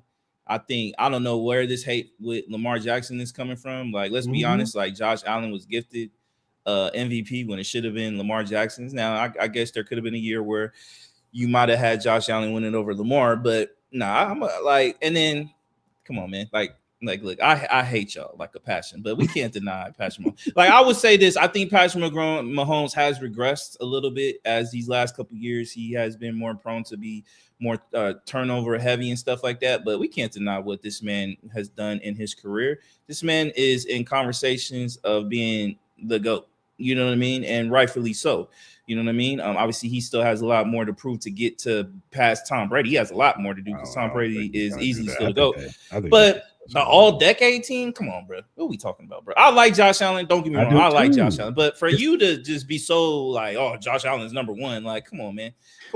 Like if people like this is why people have the conversations of like, all right, like we still disrespecting black quarterbacks. Like what are we doing? You know what I mean? And I'm not even trying to bring it into that conversation because I think Josh Allen is a hell of a quarterback, bro. I'm a big fan of him. He does a lot of great stuff in the community. He's a great talent and he deserves everything he gets. But come on, we cannot deny what Lamar Jackson and Patrick Mahomes have accomplished. Lamar Jackson should easily have been a 3-time MVP. I get it. We have had conversations about his performance in the playoffs. We've had the same thing about Justin Herbert, but you know what I mean? But he has more MVPs, and I think he's been a little bit more consistent. And usually when he's healthy, the Baltimore Ravens are in the number 1 seed most of the times. Patrick Mahomes has won multiple Super Bowls. He has killed potential up-and-coming teams like the Bills, like the Ravens. Like he's played he's lived up to moments in the playoffs where it's like he didn't really have the best team around him, but he still finds a way to win. You know, I mean, he's had some of the most remarkable plays in the Super Bowl and regular season games in the playoffs. Like, what are we doing, bro? So this is why people be having this is why yo, do y'all got something against black quarterbacks? Like, what are we talking about? Like, what? For real, you can't just easily put Josh Allen ahead of those two. I think out of everything, after the whole totality of their careers, he's probably number 3. Yeah. He's a little bit closer to Lamar Jackson as far as the levels. You know, we'll see what happens this year. But Patrick Mahomes is number 1, bro. What are we talking about? My problem with the billboard with his comment in this, it was it's no question he's the number 1 in the decade. You can make the argument for Lamar. It was that's crazy. That's insane, dog. I guess I'll hear you talk about Lamar and Patrick. It's like, what? Nah. Ain't no you can hear it. No, you better hear it. Ain't nothing to hear. It's there's nothing to hear. Yeah. Those two guys that you have put behind Josh Allen, career-wise, I would have ahead Josh Allen. You would. You just would. Lamar Jackson has more MVPs, but they have the same questions as far as how they perform in the playoffs. Right. Patrick Mahomes has the fucking rings. He has the moments. He has all that. He's beaten both of those guys multiple times to deny them, who in some years have had better teams than Patrick Mahomes and still beat them. Yeah. Now we can go about the referees and all that other shit. We can have that conversation too. But the reality is the reality, and the result is the result. We cannot deny what the fuck we've been seeing from fucking Patrick Mahomes. This is you're trying to change what we've been looking at. You're trying to tell us what our eyes have been doing that we are done. This is why people have a problem with certain people who try to make these conversations. And again, I'm one of the people. I'm not trying to bring race involved in this conversation, but this will be another reason why I would understand somebody will bring it up. I'm like, so why you have the 2 black quarterbacks that have been more successful than him, but yet it's so easy for you to put this man ahead of him when he doesn't even have 1 Super Bowl and he has less MVPs than the other one? Mm-hmm. Might make it make one sense. One of those MVPs should have been awarded to him. So, what are we talking about, dog? What are we talking about? Because the crazy part is when Lamar won the MVP, the year that Josh won, that year was better than that year. Yeah. Lamar's year was way better than the year he won it. And don't get it and don't get it twisted. I know he might bring up the game where the Baltimore Ravens lost to the Bills in Buffalo. That was not Lamar Jackson's fault. If Mark Andrews knows how to hold on to the fucking football, the Ravens win that goddamn game. You know what I mean? So, come on, man. And I get it. We can pick apart every little thing, but if we just look at career-wise and what they've earned, Josh Allen is 3rd, but he's not far off. But I think it goes. And Raider fans, don't kill me, but this is the reality. It goes Patrick Mahomes, then it's Lamar, and then it's Josh. It's like that. It's like that, man. Mahomes has the rings, bro. What else do you need to talk about, man? He has the rings. He's beat them both consistently. And Josh had an opportunity last year. He's had multiple opportunities. Both of these guys have had multiple opportunities, but yeah, I don't know. It's weird. Just the conversation around Lamar Jackson just makes me. Yeah, I don't like it. I don't like the conversations around Lamar Jackson right now. I hate it. People are very being disrespectful to what he's been to that organization, and let's be honest, he saved John Harbaugh's coaching career. He did. He saved John Harbaugh because John Harbaugh was about to get fired before Lamar Jackson. He was on his way out. He was on his way out for sure. So yeah, people need to put more respect on Lamar Jackson's name, and I hope he has a great year. Yeah, for sure. All right, man. That's all I want to talk about in the NFL. Not really too much going on. Training camp, niggas fighting and shit. I see you got Max Crosby trying to beat up his quarterback, man. I need to see the video, bro. I need to see the video, bro. They dapped it up in training camp though. So they cool. We played the Cardinals on Thursday. Nigga, I can't talk Saturday, nigga. It was several fights. Yo, what's up with your boy Kenneth Walker, boy? My man is My man tackling motherfuckers in the knees, punch them up. What's going on with my man? What's good, man? Andy Reid had these niggas in pads for 6 straight days. These niggas is hot. They mad. They angry. I seen Kenneth Walker get into like 4 fights in like 3 days, bro. I'm He like, got bro, into what it is with going Drew on? Tranquil, Aloy Gilman. He got into it because he lowered that shoulder on Aloy. Boom. And then Aloy didn't like that and pushed him. And then what's the name? Got at him and he tackled him. I wonder if we get the Travis Kelce, because we usually get a Travis Kelce fight every training camp. Now, does he do it? Does he do it? He married now, so he might be a little bit more calmer now. You know, that's what I'm saying. Kelsey's been smiles. Usually Kelce be the one getting into all the fights and shit. You know what I'm saying? But he married now. You know what I mean? He chilling, man. He got that black out of his system now. He just full Taylor Swift now. You know what I'm saying? So he got a whole new lifestyle, dog. He all Shout out to them, though. He ain't tripping. Who y'all play this week? Who y'all play? Who y'all play? Who y'all play this week? Rams. Oh, y'all play in Kansas City or LA? I think it's in KC. No, y'all play like Friday or something? Saturday. Ain't nobody playing. Saturday. No. Nah, I know Patrick ain't playing. Is he gonna play at all this preseason? I don't know. I don't be believing Andy Reid. He claimed that he don't think he's gonna play his preseason, but you think he'll give him like one little series or something? Maybe against Tampa Bay. I think he is a series. He probably won't play this week, but I think maybe next week. Yeah, maybe. You think next week or something? Yeah, I think he might get a series in or whatever. Yeah, we get to see my boy Fernando on Thursday. I'm super excited. I think most like our coach said that the starters will play. So I don't know how long they're going to play this week, but he said the starters are going to get some run to this week. So we'll see I'm excited for some of the young players to get their burn though. Who are you most excited to see in the preseason? I know the preseason is the preseason, but who are you most excited to see in the preseason? As far as my team, or just anybody? It could be anybody. You know what I mean? Who you want to see perform? Jordan Tyson. I want to see what he looks like with the Saints. If he been looking good, I know his route running is crazy. Carnell Tate. I wouldn't mind seeing what Carnell looks like. I want to see Caleb Downs. Yeah, I want to see what he look like. Obviously, my boy Fernando. I want to see what he looks like. You know, as far as my squad, I want to see how R. Mason and Peter Woods look. Peter Woods, because Mansour ain't gonna play. He's been hurt. He's been out with the little shoulder shit. So he's been out with the non-contact jersey and shit. So I don't expect him to play. I don't think he's gonna play all preseason. But I'm pulling out the popcorn when what's my man's name? Homie from Alabama plays quarterback. I need to see that shit. Oh, Ty Simpson? Yeah, I need to see that bullshit. I'm actually I need to see that bullshit. I'm actually excited to see what Garrett Nussmeier looks like. Yeah, I'm excited to see Nussmeier, Drew Aller. I want to see what he looked like.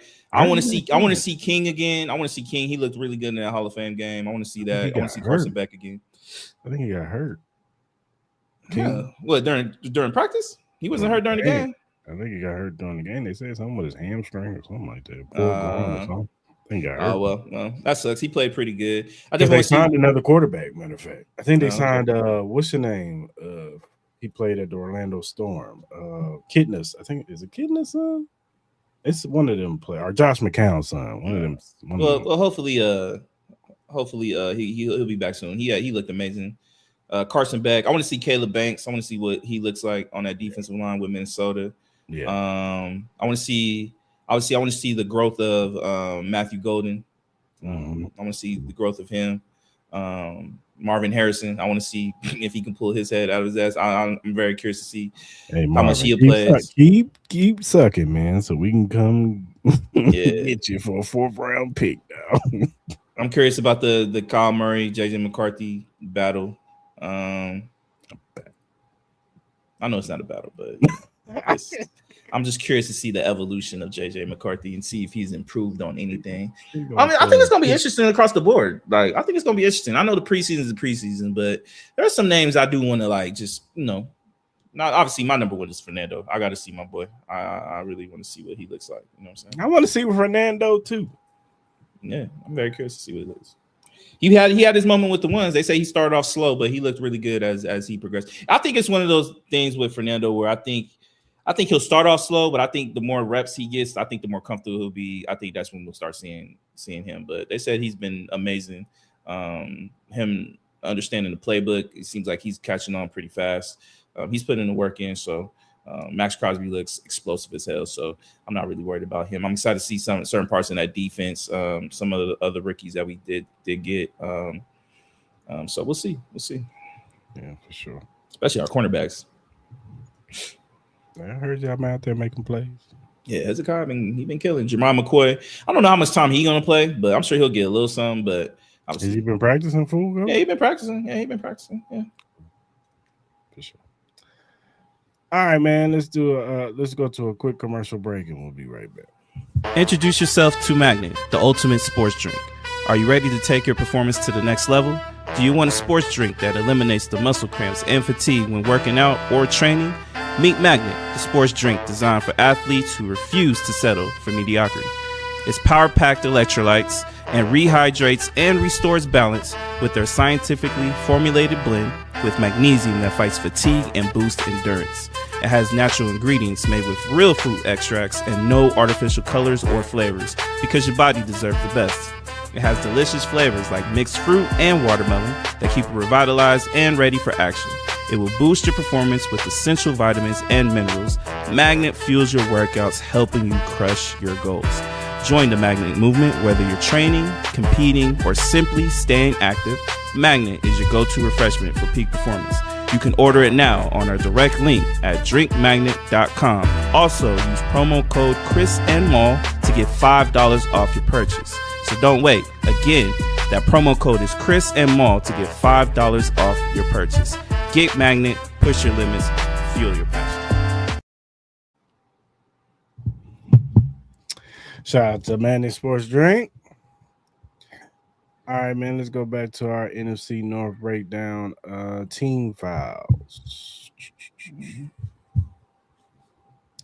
All right, we're going to break down the biggest strengths of each team, biggest weaknesses. One must prove player, a ceiling, and a floor for each team. So let's start with the strengths of each team. What you got, Mal? The strength, you want to go strength for each team? We could like straight down the line? Yeah, just go all each team. Yeah. Oh, you want me to do the whole thing for each team? Yeah. Okay. Just strength, just the strength, right? Yeah. Okay. So the biggest strength for the Bears, I think it's clear. I think it's the offensive talent with the Ben Johnson creativity, that combination. You talked about it earlier. You got the obviously the growth of Caleb Williams, the running back situation with DeAndre Swift and Mungwai. You got Luther Burden. Hopefully he gets healthy after that groin. They say he should be back by week 1. Roma Dunze, Colson Leveling. I think that the Packers. I think the strength is easy. I think once Parsons comes back and he's healthy, I think it's that defense. I think that defense is going to be the best aspect of that team. I think the offense still has a lot to prove as far as like with the consistency. I think they do have talent over there. I just need to see more consistency, more ball control, not make dumb mistakes, the health, all that type of stuff like that. So with the Lions, it's easy. Offense, and offense. Like that is the biggest strength. They probably have offensive wise, they probably have the best talent. You can easily argue they might have the best talent out of anybody as far as like roster construction on the offensive side. So yeah, that's my strength for them. And yeah, that's it. I do the Vikings. Did you do the Vikings? Oh, Vikings, no. The Vikings, it's a combination too. I think it's Brian Flores and that wide receiving core. I think that is their strength of that team. I'm with your strengths, offensive weapons for the Bears. We've talked about it: Luther Burden, Roma Dunze, Colston Loveland, and DeAndre Swift with Mwangai. I just think that's their strength of that team, and Caleb Williams, of course. Lions, offense, same thing. Amon St. Brown, Jahmyr Gibbs, who just got paid. Shout out to him. And Jameson Williams with the Sam Laporta when he's healthy. I think that squad is right there, up there with all the other offenses when they're all clicking in all cylinders. Packers, I put balanced offensive attack because I think they have, when Josh Jacobs was out there, what I'm saying, their running game was really good. I know their pass catchers are not the greatest, but when it's on, I think it complements each other. So I would say that they're a balanced offense. And then I'm with you, Vikings, Brian Flores, defensive mind. He's one of the best in the business, and it's no denying that defense has always been in the top. You've heard players talk about going against that defense and that chess match they had with Brian Flores. So, yeah, I would say defense is what it is for the Vikings. All right, man, let's go weakness. Weakness for the Vikings, I think it's easy. It's quarterback play. Obviously the battle between JJ McCarthy and Kyle Murray.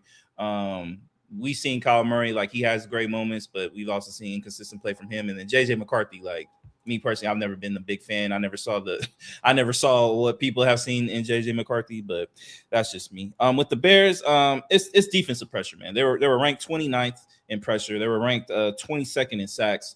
That's one of the big things with them. They need to find a way to get more pressure on the quarterback, and that was one of their biggest weaknesses last year. With the Packers, I think it's the love turnovers plus the inconsistency with wide receiver play, the combination of both of those. Both of those got to get resolved. And last but not least, with the Lions, again, as I said about with the strength of them, defense, and defense. Yeah, with the Bears, I'm with you. Defensive line, they got to get more pressure outside of Montez Sweat. They got to learn. They got to get after the quarterback, or they're gonna be wearing their defense out, and it shows. It showed up a lot last year. So, Lions, I put secondary. I think that's one of their bigger weaknesses. They was getting torched last year, and I just think that the secondary has to get better some way, somehow.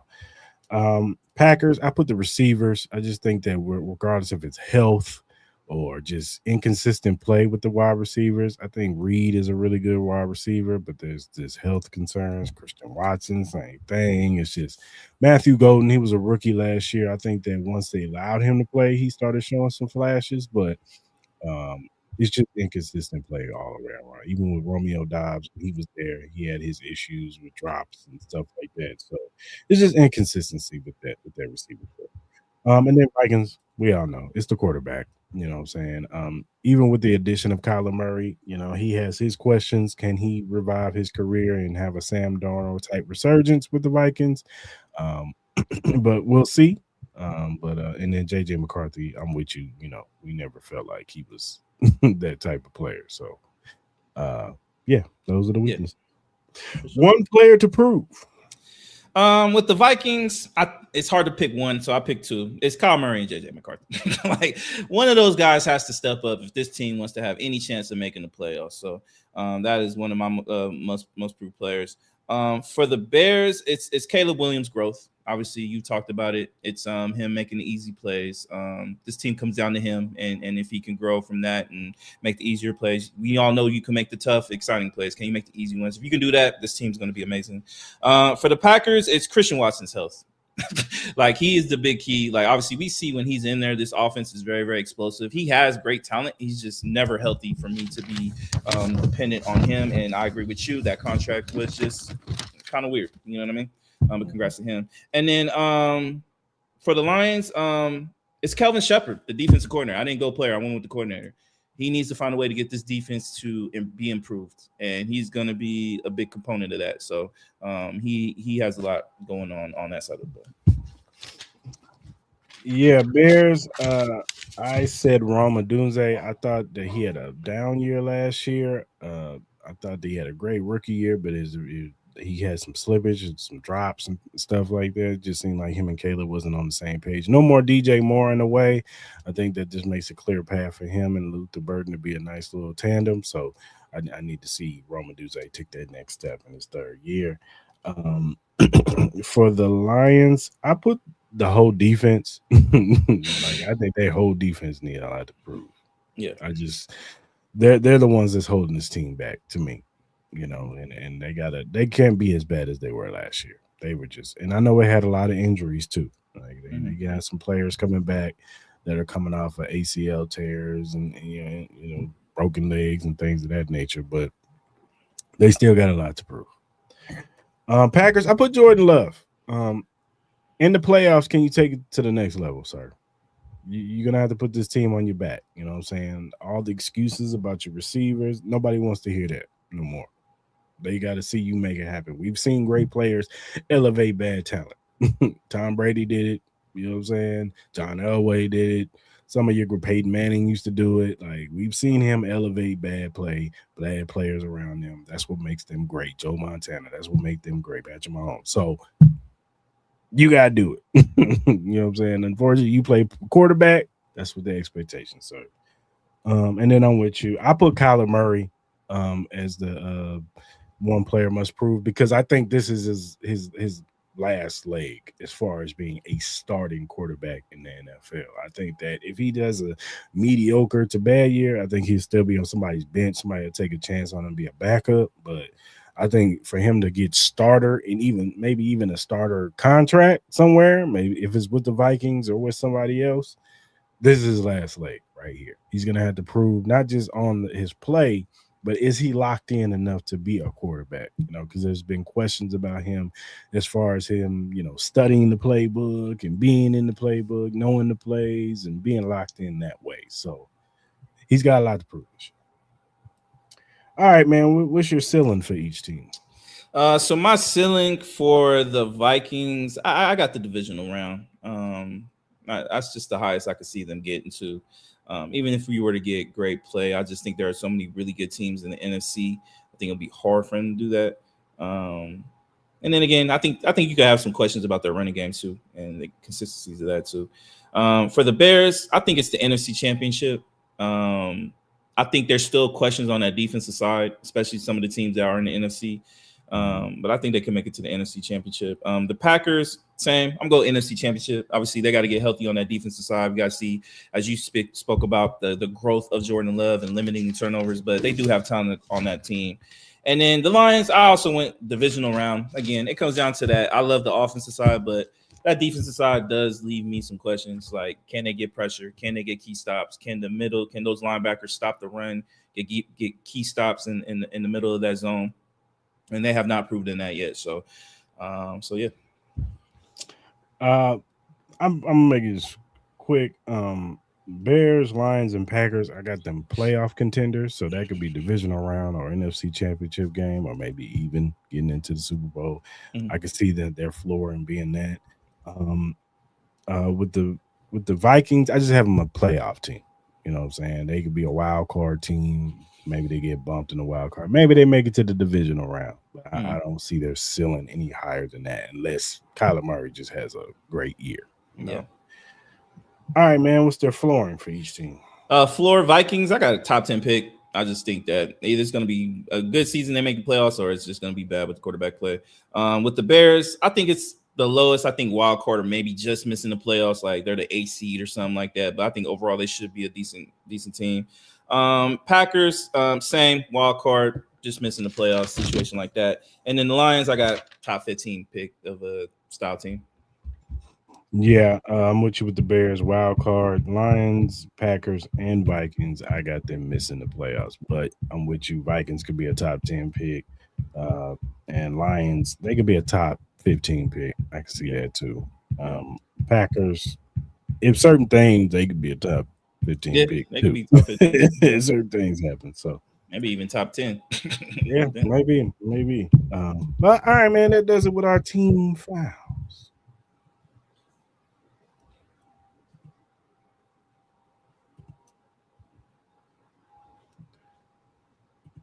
All right, man. Let's do our BetUS Surefire Picks.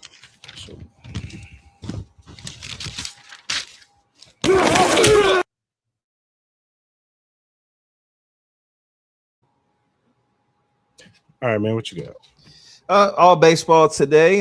So I got the Braves minus 1.5 against the Mets. I got the Padres plus 1.5 against the Brewers, and then I got the Dodgers and Royals going over 7.5 runs. You better lose your money. No, Dodgers might get all the runs. you might be right. You might be right with our pitching. I got the Braves 1.5 over the Mets. I got the Rangers minus 1.5 over the Angels, and I got the Rays minus 1.5 over the Athletics. If you go to any of our social media platforms, you'll see the BetUS link. Click on it. Put your information in. First time users only. You sign up. You put the promo code JOIN125. You get 125% sign in bonus plus 10% gamblers insurance. That's 3 risk-free bets on $100 up to $5,000. So that means if you bet $100 on your first 3 deposits and you lose your bet, you get to keep your money. So you can go over there and win some money, or you can keep your money on your first 3 deposits. Go up, sign up, tell them Cris Style Mal sent you. And that does it for our BetUS Surefire Picks.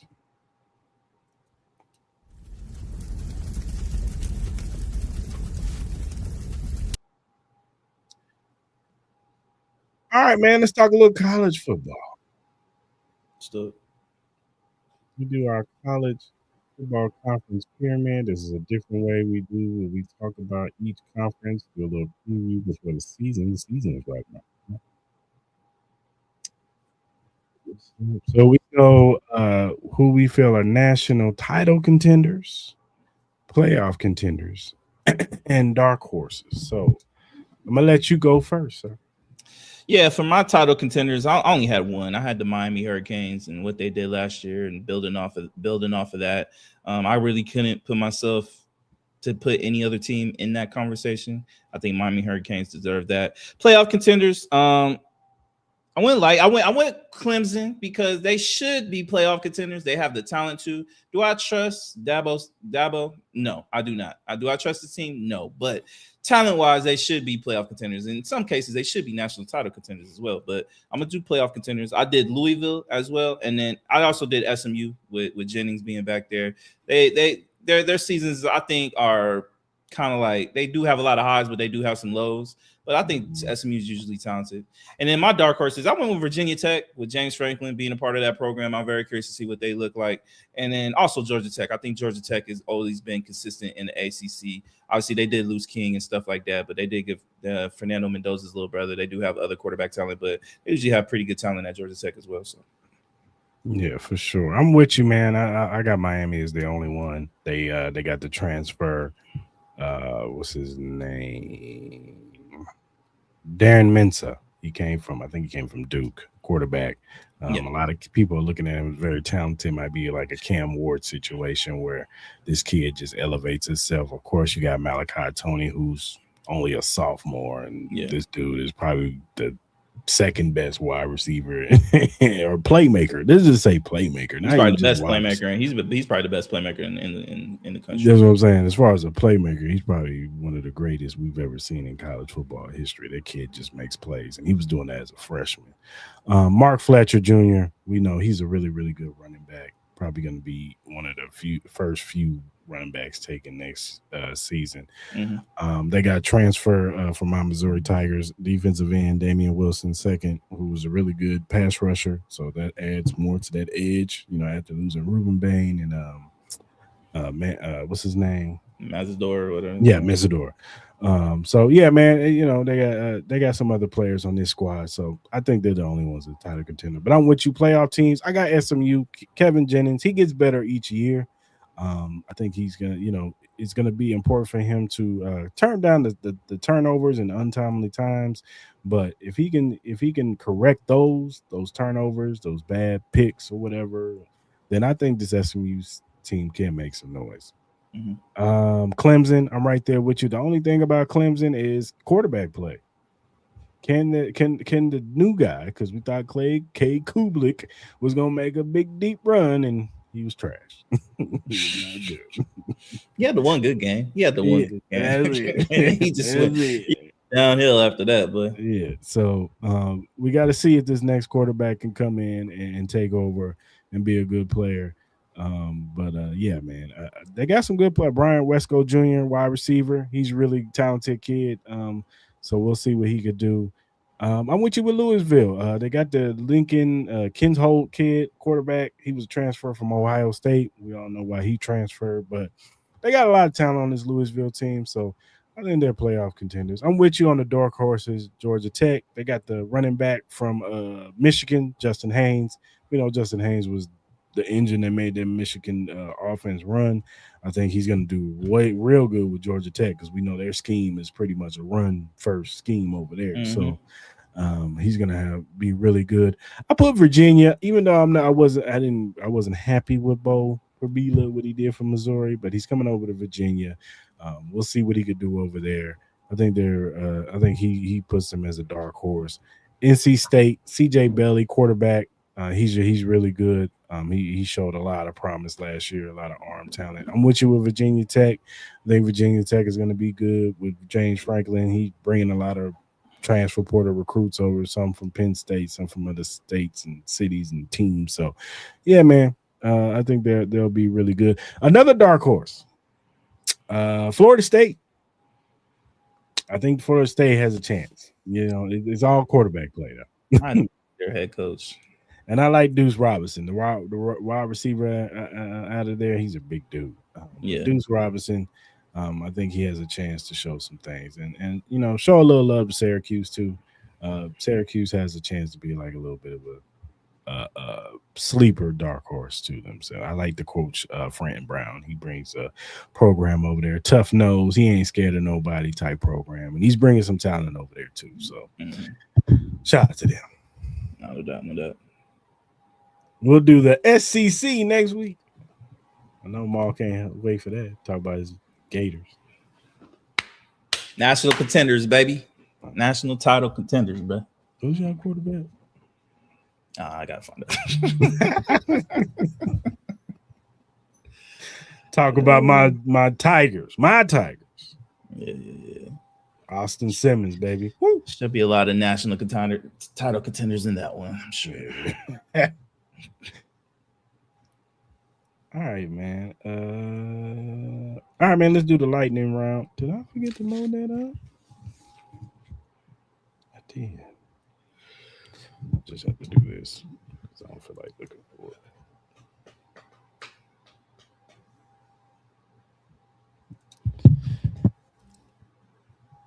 All right, man. Let's just do the lightning round. I'm sure you got it written down. Yeah, I do. I thought I posted it up, but I didn't. But all good. You just picked the MVP of the division, the offensive player of the division, defensive player of the division, breakout player, rookie of the division, biggest bust candidate of the division, and coach under the most pressure. So I ask you, who do you feel is the MVP of this division? I got Caleb Williams. I stated it before. I think he's going to be the best player in this division, and obviously MVPs go to quarterbacks. So I'm gonna go with Caleb Williams in this division. I agree. I got Caleb Williams too. All right, offensive player of this division. I went with Justin Jefferson. I just can't see this man. He's one of the best top 2, top 3 easily best wide receivers in this league. Not to have a bounce back year, even with the quarterback play. I think he'll get better play with Kyle Murray. So I'm gonna go with Justin Jefferson. I think he has another great year that he should have had last year. I'm not mad at you. I think Justin Jefferson is still great, but it's such a quarterback dependent. I feel it. It's a quarterback dependent position. But if it's Kyle Murray, he's gonna get numbers. He's gonna get the ball. But I'm going with tried and true. Man just got paid. Jameer Gibbs. I got Jameer Gibbs. I ain't mad as at that. The offensive player of this division, man. He can do it all. Run through between the tackles, catch out of the backfield. The kid is just amazing. He's a lightning rod. He makes that offense go the way it goes. You know what I'm saying? So, and he, especially last year, they didn't even really use David Montgomery last year that much. They used him. So, That's true. So, yeah, I'm going to go with Jameer Gibbs. All right, man. Who's your defensive player of this division? This one was tough because obviously Michael Parsons, he's out for the first month, maybe a little bit. And I looked through all these rosters. I really did. I was trying to pee through it. Part of me was like Jalen Johnson, but he has injury problems. He's usually a top tier cornerback. Then I thought about Montez Sweat, and I thought about some other guys. But I'm gonna go out the limb because I think he's a really good football player. He's with the Packers this year, first year, I believe. Zaire Franklin. I think Zaire Franklin gonna have a really good year this year, man. He's usually a great tackler. Usually has the numbers and stuff like that. I know last year wasn't his best year. I think he was dealing with some injuries too. But I'm gonna go with Zaire Franklin with the Green Bay Packers, man. I think he's gonna have a really good year this year, and I think he's gonna be talked about as being one of the better players in on the defensive side in this division. No, I hear you, man. I went with a linebacker, Lions linebacker Jack Campbell. I think that he put a great year last year. He's one of the top. You could make an argument, maybe top 3 linebackers in Yeah. this league. The kid just put it on last year. He was really really good, man. So I'm a roll with Jack Campbell. For sure. Breakout player. We saw a little bit last year. He came on a little bit towards the end. I'm gonna go with Coastal Loveland. I think it's full-fledged. I think we see what kind of a great tight end he can be within this offense. I'm sure he's gonna have a lot of scheme up with Ben Johnson. So I went with Coastal Loveland. Man, give me my man, MIZZOU, man. Luther Burden, dog. What we doing, man? I like Luther too. He already got a groin injury though. It's all right. He'll be ready week 1 to put on these cats, and he gonna have about 1,500 yards and 10 touchdowns. Well, either way, Bears fans should be happy that we chose 2 Bears players to have breakout years. So Bears fans, congratulations. All right, rookie of the division. I went with Caleb Banks, man. I think the Vikings getting him was a steal, man. I know he had the foot injury and stuff like that, and he slid because of that. But and I think people were kind of surprised that they did pick him because of the foot injury. But Caleb Banks is an amazing player. He's a great nose tackle, and if he's healthy, I think he'll be the rookie to come out in this draft that people will talk about the most. No, I agree. I got Caleb Banks. I think that he has a athletic profile for his size, man. It's close to like a Chris Jones, man. Like, dude, if he could put it all together, and maybe I know there were some issues with his motor, and they had the same issues with Chris Jones coming out of college. So we see what kind of player Chris Jones is. So, and on that Vikings defense, you got Brian Flores. Getting to him. So, I think that he's going to be. We're going to be talking about Caleb Banks for a long time if he can put it all together for sure. Yep. All right, biggest bust candidate. JJ McCarthy next. JJ McCarthy next. He's already a bust. I went with a rookie. I went with Dylan Thiedemann, the safety out of Oregon. You don't like Dylan? I think Dylan's nice. I think he'd be cool. I just think he has boom or bust potential. I think that he's either going to hit like a Cooper DeJean, or he gonna be Cook Cam. You know what I'm saying? I'm just saying. I'm only saying JJ McCarthy because he's still in the running to get a starting position. So it's JJ McCarthy until otherwise. Coach under pressure. I think this one is easy. I think it's Kevin O'Connell. You got rid of 2 quarterbacks that performed very well with Daniel Jones and Sam Darnold, one of them who made it to the Super Bowl. You had 2 quarterbacks, and now you're searching for another one. So I think it's Kevin O'Connell, and I don't even think it's close. I'm not mad at that one, but I'm going with the man whose seat was so hot that he couldn't wear pants. Matt LaFleur. Oh, LaFleur.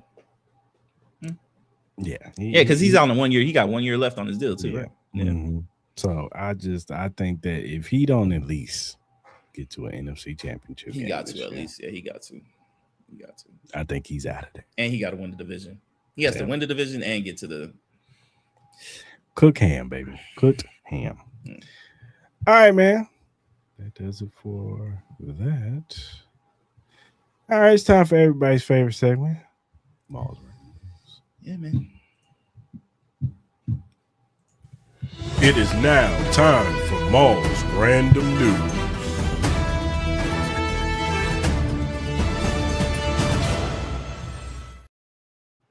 Yes, sir. Random news, man. Everybody's been waiting for this, man. All 19 of y'all watching. Shout out to y'all. Yeah, we love to hear Chris's comments outside of the Chiefs. You know what I mean? A lot of topics that don't really make it to the main docket, but they do make it on Random News. So, sir, are you ready for this week's version of Random News? Let's get it. All right, man. Seems like we got another versus battle that potentially could be happening. There are rumors circling around that we could get a Donnell Jones versus Joe. That could happen August 20th. If this were to happen, what are your thoughts with this battle, and who do you think would win this battle? Man, this is for the grown and sexy. Little kids, get out of the room.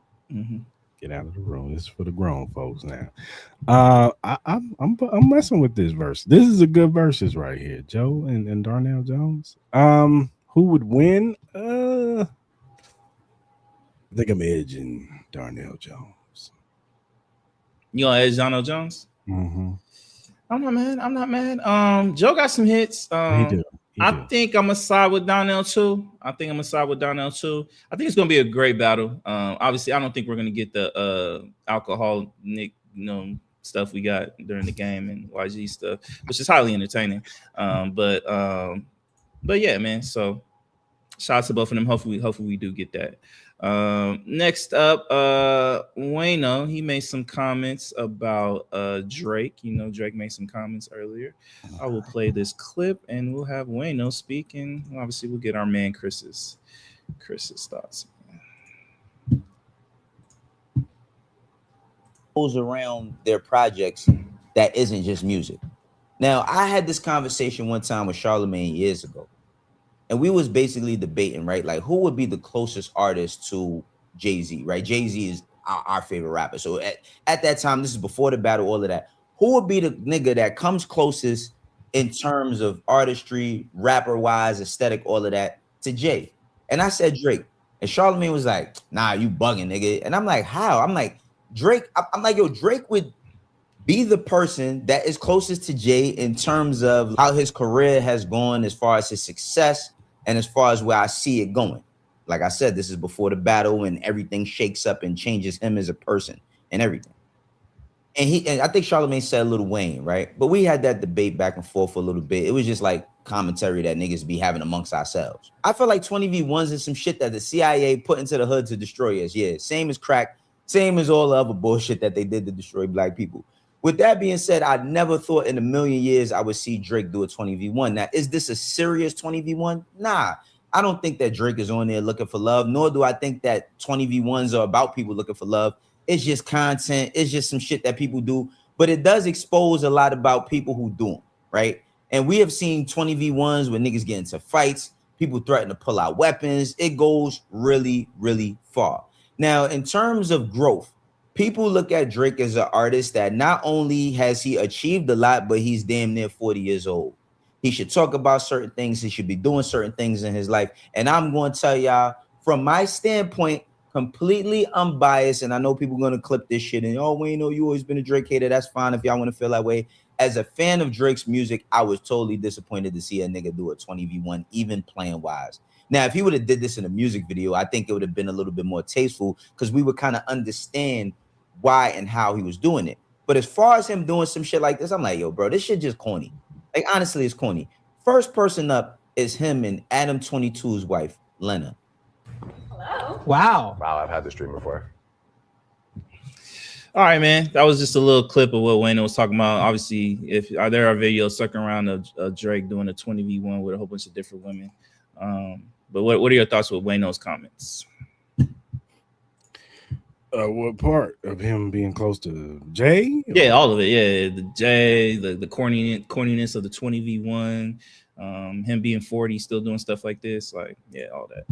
I mean, look, man, they ain't gonna make no bones of it. I think Drake does a lot of corny stuff, like the little clip he posted, or whoever posted of him trying to threaten people. Like, I always think that shit is funny because ain't nobody scared of Drake. Like, I'm trying to be a threatening figure. It's just like, you don't have to do that, man. Just be yourself, man. You ain't gotta try to be a gangster, dog. You're not a gangster. So, but I can understand why people would say, even in that, before, like he said, before the battle, I can understand why people would say Drake is the closest thing to Jay-Z in this era.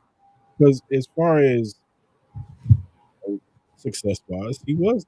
I guess you could say he was the Drake out of the big three. So if we're bringing it to the big three, I think he was the Jay-Z of it because he was the hit maker. That's what Jay was. Jay made the hits. Nas was I guess you would say, he was a cross between the Kendrick and the J. Cole's, where he wasn't hit driven, but he had so much respect as an MC that you couldn't deny him. You know what I'm saying? And I think that's the realm. Kendrick is a little bit more of a hit maker than J. Cole. Like, I think he has a little bit more of that artistry as far as hit making than J. Cole does. But as far as Drake goes, I can understand how somebody would say he's the closest thing to Jay-Z. Maybe not path-wise and personality-wise, no, because they come from two different backgrounds. Like, Jay comes from the streets. He was a drug dealer. Drake came from a, one parent home with his mom, Toronto. It was nice. It was good, whatever. But as far as career path, I can see that. I'm not mad at somebody saying that. But as far as him doing a 20v1, I don't care what he does. Like if he wants to do a 20v1, whatever. Yeah. He's a single man. Let him do whatever he wants to do. You know what I'm saying? He's rich. He's bored. Like it is what it is. Like we don't know what we would do if we had that type of time. We might do a 20v1. I'm bored, man. I want to see a whole bunch of girls talk to a whole bunch of women. Whatever. He might just for some shits and giggles. So I'm not really tripping about that. Like I said, the only thing I thought was corny was when he gets to threatening people and acting like he just is this mob figure gangster, like I'm coming for y'all and y'all look at my chains, and it's like, all right, man, you ain't gotta do all that. Right. Yeah. Like you ain't that's the difference. Like you never saw Jay be like, yeah, look at my chain. Like, he put it in a song maybe, but he ain't getting on the camera talking like that. So that's the only thing about him that I feel is corny when he does the threat and stuff. But outside of that, Drake is Drake. It is what it is. No, for sure. All right, next up, man, we got Jeff T. You made some comments about Dame Lillard, man. Let's get that's your boy, man. Let's get these and go from there. Like I can see a Ray Allen or something. Just because he can shoot. Because niggas kind of play a similar game, bro. Yeah, he like saying he was gonna. If you said like people like no, you said that when you stand about. Yes. Like if you say, all right, we're gonna take Steph Curry off there and put Dame Lillard, there it is. Then I'll be like, okay, I can see they get the same results. Probably. Yeah, it's a good chance they get the same results. Oh, y'all don't have to convince me of this. I agree with y'all. I'm just saying. Behance said he trolled. I said no, he really feels this. The only reason why I say that nigga is trolling because he don't play like him. Yeah, I'm like, if he would have said like if you put me on the Phoenix Suns when they went to the finals with Devin Booker, I could deal with Devin Booker. I could have took his role when they played the Milwaukee Bucks. Yeah, I could have did that. I've been like, all right, you might have could have got, you and D Book both average 26. He's just saying that because he was on Golden State. He probably has a different. Like y'all turned the team up as soon as I left. That's yeah. Me, bro. No. If y'all would have kept me, you the reason we turned Curry, it up. We needed Andrew Bogut. We needed these screens to make Wardell great. Yeah, facts. All right. So they made comments that if you swapped out Damian Lillard with Steph Curry, that Damian Lillard would still have the same success as Stephen Curry. Do you agree or disagree? I don't know, man. That's difficult. I think that Dame is probably the closest type shooter to Steph, and still Steph is in a realm of his own. I don't know. That's difficult to say, man. Like when we do this swap out, if we put this player in and this player, they're gonna win as many champions. You don't know, man, because personalities are different. Just how people react to certain things. Like now, the bigger question, the conversation was about Monte Ellis talking about him being if he switched out with Steph Curry, they would have won the championship. I ain't trying to, even though I think Monte Ellis was a good player. I mean, you had to be good. You coming from high school to the league, like he had to been something good. Like he was a good offensive player, but they got rid of you for a reason, man, because you were so ball dominant. Like they needed to move that ball around and have more of a team, type, atmosphere. You know what I'm saying? And Steph Curry brought that with the shooting, the generational shooting that we've never seen. Him and Klay Thompson. You know what I'm saying? Like. I don't think you and Klay Thompson would have worked. I just don't. I don't think you two would have worked. And I think that you would have been complaining when you don't get the ball. We didn't need that. We had to get rid of you. So I don't think you would have the same success. Maybe y'all playoff team, but y'all not championship material with Monte Ellis. I'm sorry. There's no disrespect to Monte Ellis, but it is what it is. But as far as Dame Lillard, I don't know. I've seen him make big shots, but I'm not gonna sit here and say yes. I wouldn't say maybe they get a championship with Dame Lillard. I'll say that. Maybe they get a championship, but the run that they went on, I don't know if they went on a run. Yeah. I'll just get my sense real quick. I think Dame and Steph are very similar players in how they play the game in a sense.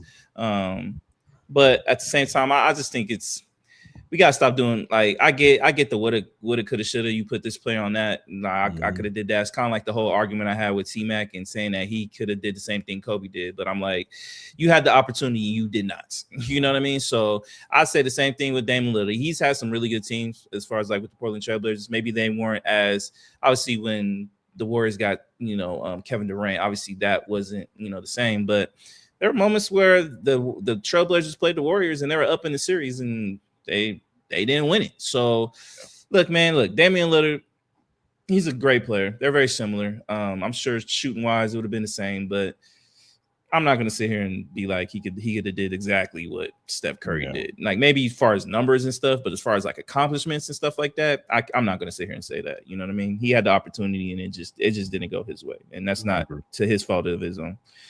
All right, man. Next up, man, we got a little bit of NFL news. Anthony Richardson, man, seems like he's a third string, man. Seems like his days, obviously we've been known his days that the Colts were kind of over, but this kind of solidifies it. What's your overall perception with Anthony Richardson? Do you think his career is over, or do you potentially see him getting another opportunity elsewhere? I think it's over. He has two options, maybe three, but I'll say two. First option, either you're going to change to like a tight end or something, sir. You're going to change positions. That's the only way. Or two. So you're with the Orlando Storm next year, player. Because that's the only way you're going to be playing professional football. Because I just believe you came out too early, man. Yeah. I don't think you were ready for the NFL. Mentally, too. Maturity-wise, too. He was a very young player, and I just don't think he fully developed at Florida. And he was around for the NIL years. He could have transferred somewhere else and got some other development. But I'm pretty for sure teams would have lined up to sign Anthony Richardson. Now I get it, first overall pick, you want that stamp, but what at what cost? I think your team did you a disservice, and I think they should have told you to stay one more year in college. Get that development, man. You got to get more snaps, man. That was our complaint about Arch Manning last year. He hasn't played football. You cannot simulate this game. I don't care how talented, how generational traits you got. If you don't play the game, you ain't gonna flourish. Yeah. You have to play football, man, and you have to get experience on that field.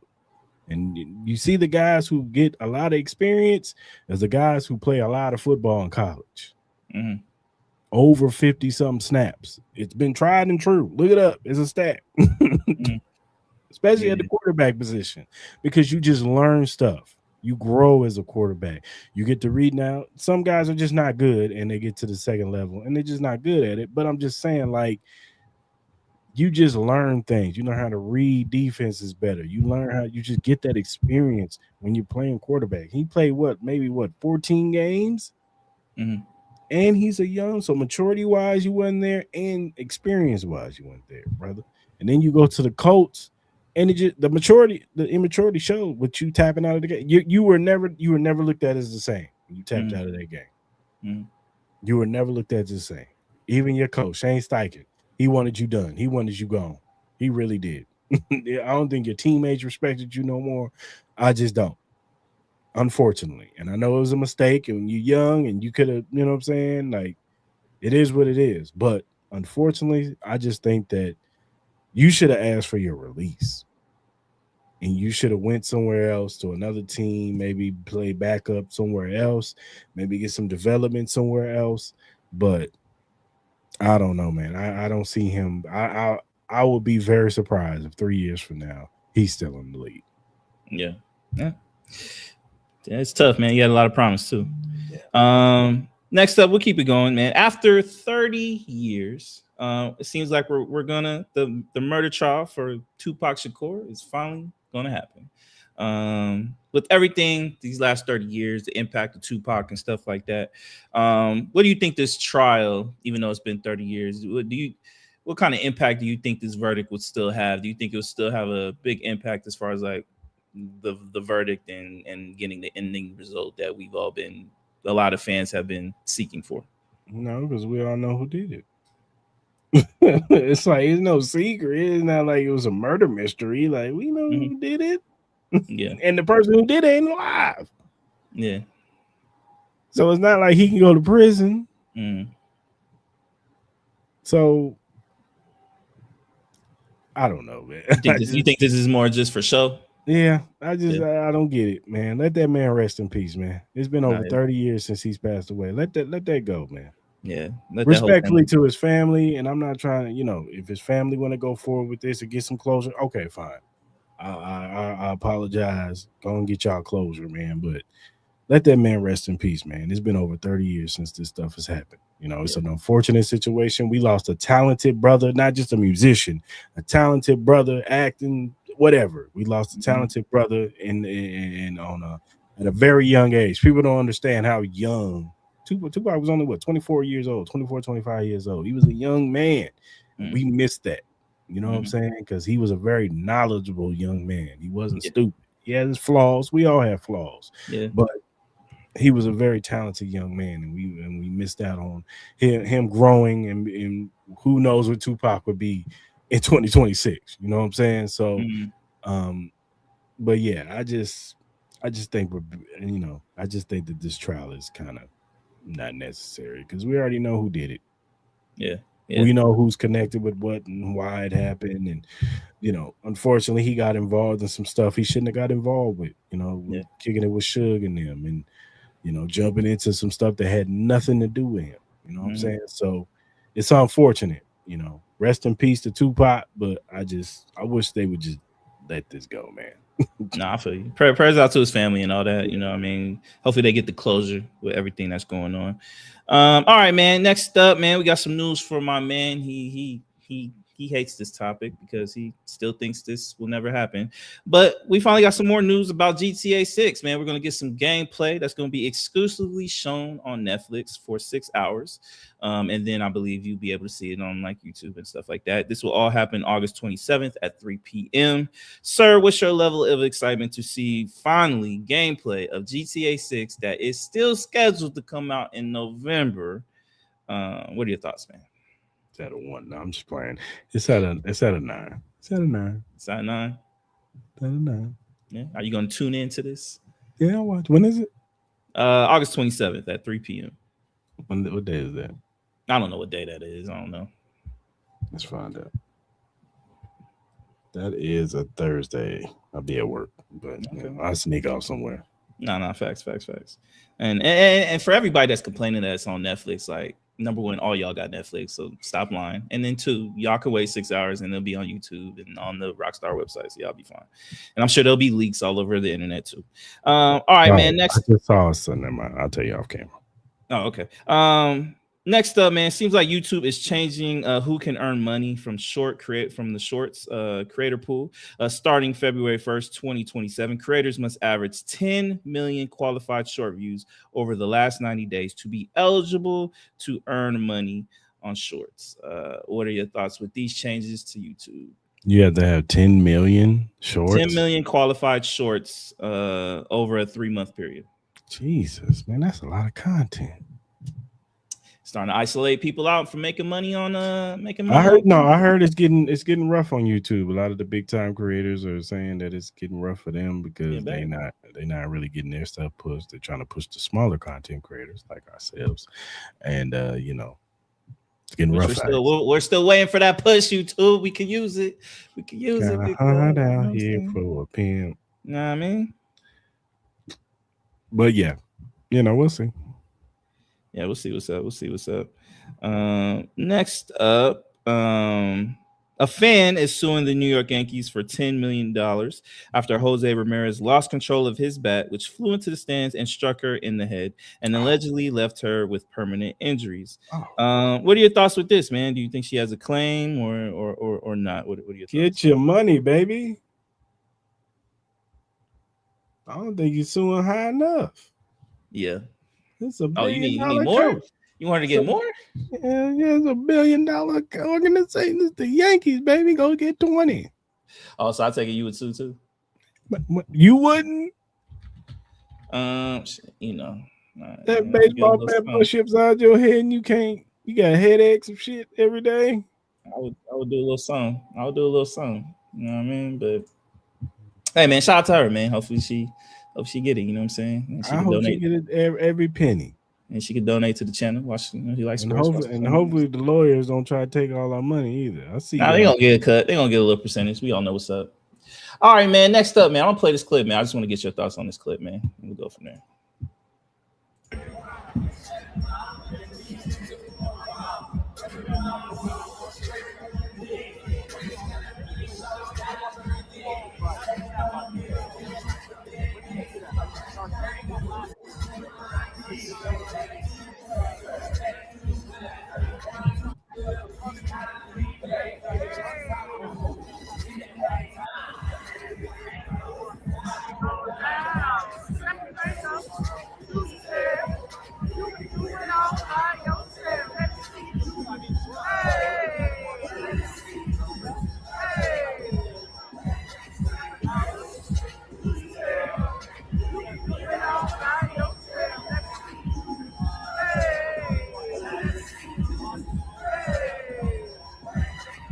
All right, that was the clip. Were you paying attention to the background, sir?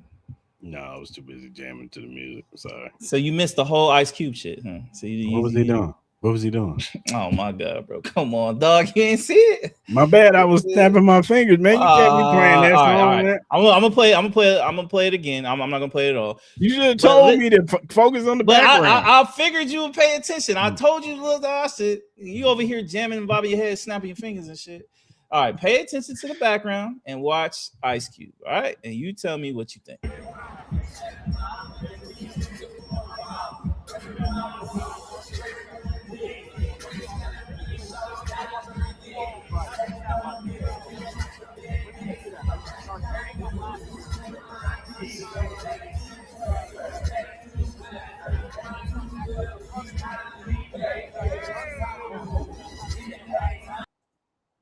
So if you don't know, people have been clowning on him for his dance, the way he was dancing. Some people say he looked like a toddler. Some people say he dancing like a 4-year-old. You know what I mean? I just want to get your thoughts, man. Like, I want you to rate his groove. You know what I'm saying? Like, what would you rate his dance? What are we doing? That's Ice Cube, man. We ain't worried about Ice Cube dancing.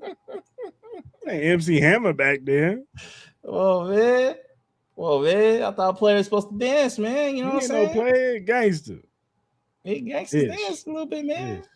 Gangster. Come on, man. I ain't worried about that. All right, man. All right, man. So we're gonna end it off on this. So obviously, I'm sure you'll probably have fun with this one. So Highmark Stadium, man, it opened, but seems like a lot of Bills fans aren't really happy with it. I'll play this little clip to show some of their complaints. You know what I mean? We can go from there. Niggas can't see shit. Look at this. Look at that.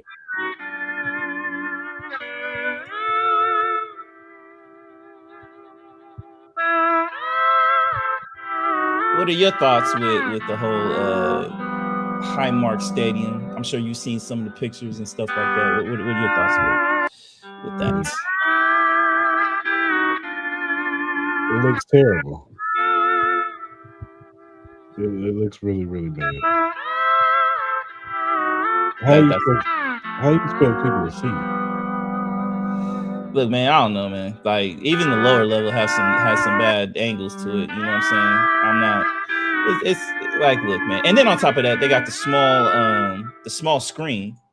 I'm not really a fan of the screen that they had. Like, you know what I mean? Like, we seeing some with these new state-of-the-art stadiums and stuff like that. Like, you know, the display screen, especially if you're gonna have a lot of areas where they have a lot of blind sites in particular seats, you would want to have better, at least screening for those type of people. But they're complaining about that and stuff like that. So I think they're also complaining that the coverage, because they were saying that the roof, the partial roof that they have would cover some portions of the stadium, but then people have kind of like debunked that a little bit, saying that they're still getting hit with rain, unless if you're like in the higher 400 sections and stuff like that. But hey, man, shout out to the Bills, man. Obviously, them tickets are going to be highly expensive and stuff like that. So the architect who made this, guess where they're from?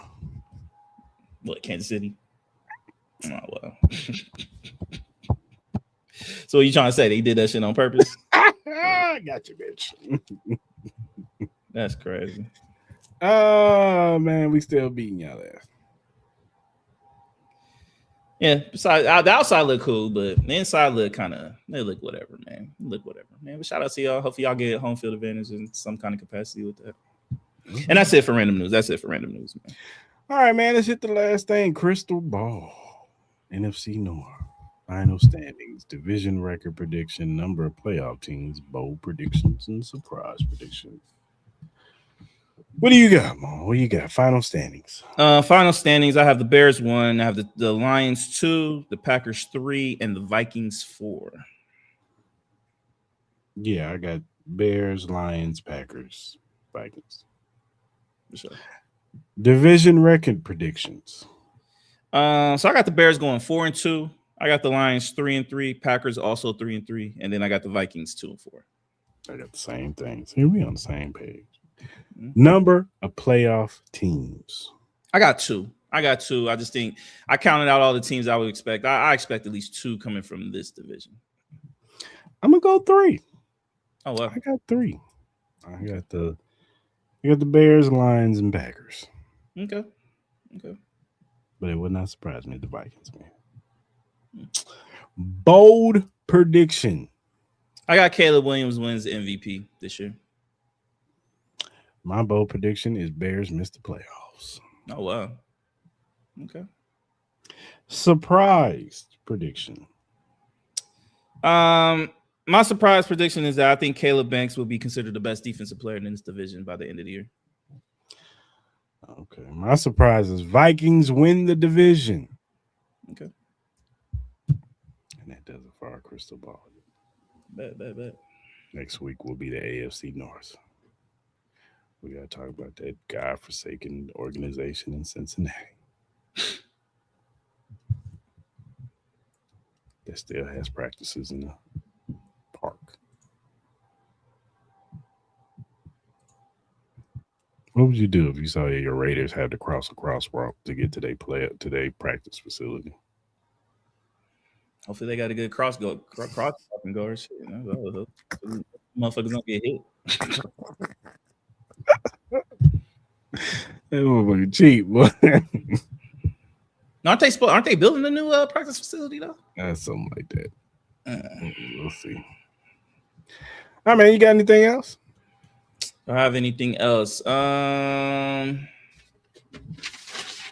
I really don't. I really don't got anything else. You? Nah, I ain't got nothing. All right, man. Who gets your flowers of the week?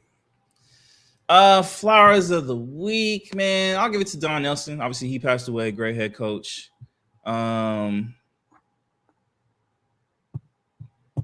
that's all I got. For sure, man. I'm gonna give my flowers to 2 things. Spider-Man: Brand New Day was a great movie. Go see it. It was dope. Really good, man. Really good movie, man. Yeah, the end credit was kind of weak though. I ain't gonna cap. It was trash. Somebody told me not to stay, so I didn't stay. So yeah, it was. I saw it on YouTube, so it was whatever. But the movie itself was really good. I thought everybody did a really good job. Tom Holland, Sadie Sink, Zendaya, everybody did a really good job, man. It was a really good movie. Kept you intrigued. Good action. Good dialogue, man. Some fucked up moments too. Mm-hmm. Some real fucked up moments, but I advise y'all to go see it. Maybe me and Mal will spend some time on some spoiler talks and some things that we felt about the movie. For sure. But yeah, man, it was a really good movie. But my other flowers goes to Asia Wilson. She celebrated her 30th birthday. And, I just want to give her flowers, man, because she's she probably is the greatest women's basketball player we've ever seen, with all the championships and accomplishments that she has garnered before 30 years old. It can't be unrecognized. You have to give her flowers for that, man. And, a lot of women look up to her, you know what I'm saying? Current women in the W who have just joined, they look up to her, you know what I'm saying? So shout out to Asia Wilson. Hope her birthday was great. You know what I'm saying? Hopefully Bam got you all the gifts that you ever wanted. Yeah, I'm sure she got something else too. But, shout out to her. Mm-hmm.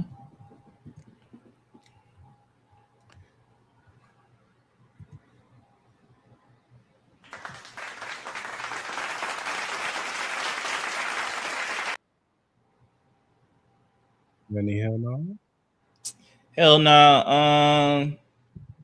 Economy, bad. They did a report where lost a lot of jobs. This last report that came out. And obviously all the discussion around the WNBA currently right now that's not related to basketball. All that gets a hell no for me. So I'm over it. So, but yeah, that's it. You got to have 217. You got to earn $217,000 to live out here in Nevada. Good luck.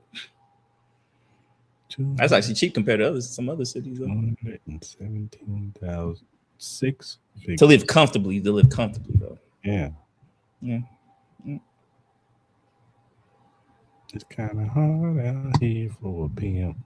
Time to start. So hell no to that. Time to start grinding. Start selling drugs. I didn't say that. I ain't say that. Hey, I ain't say it. Ain't come out my mouth. I'm a hardworking man. I do everything honestly. I'm just playing, man. Respectfully, dog. I would never do that. I wouldn't last a week. Oh my God, bro. Oh hell no, man. What the fuck, man? Get your ass on, boy. You get your goddamn ugly ass.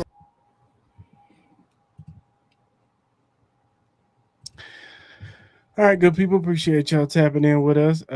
If you want to donate to the Cris Style Mal Podcast, you can donate to $ Cris Mal Podcast. We'll appreciate whatever you donate. Whatever streaming platform you use, whether it be Spotify, Apple, Google, Amazon, iHeartRadio, whatever you use to listen to your podcast, we are available. First-time watchers on YouTube, hit that subscribe button, that like button, that notification button. So when we go live on Mondays at 10 a.m. Pacific Standard Time, you could jump in the live with us. You could talk about these topics. We want to hear from you. We want to get your opinion. Do you agree with us? Disagree with us? We want to hear from you, man. Just talk to us nice. You ain't got to get all crazy with us. You ain't got to talk crazy because some of y'all be getting crazy. I didn't tell Maul this, but on YouTube, boy, when I posted that Caitlin Clark clip. We use every name in the book, baby. What Caitlin Clark clip? I forgot what we was talking about. I think it was her not being the best player or something like that.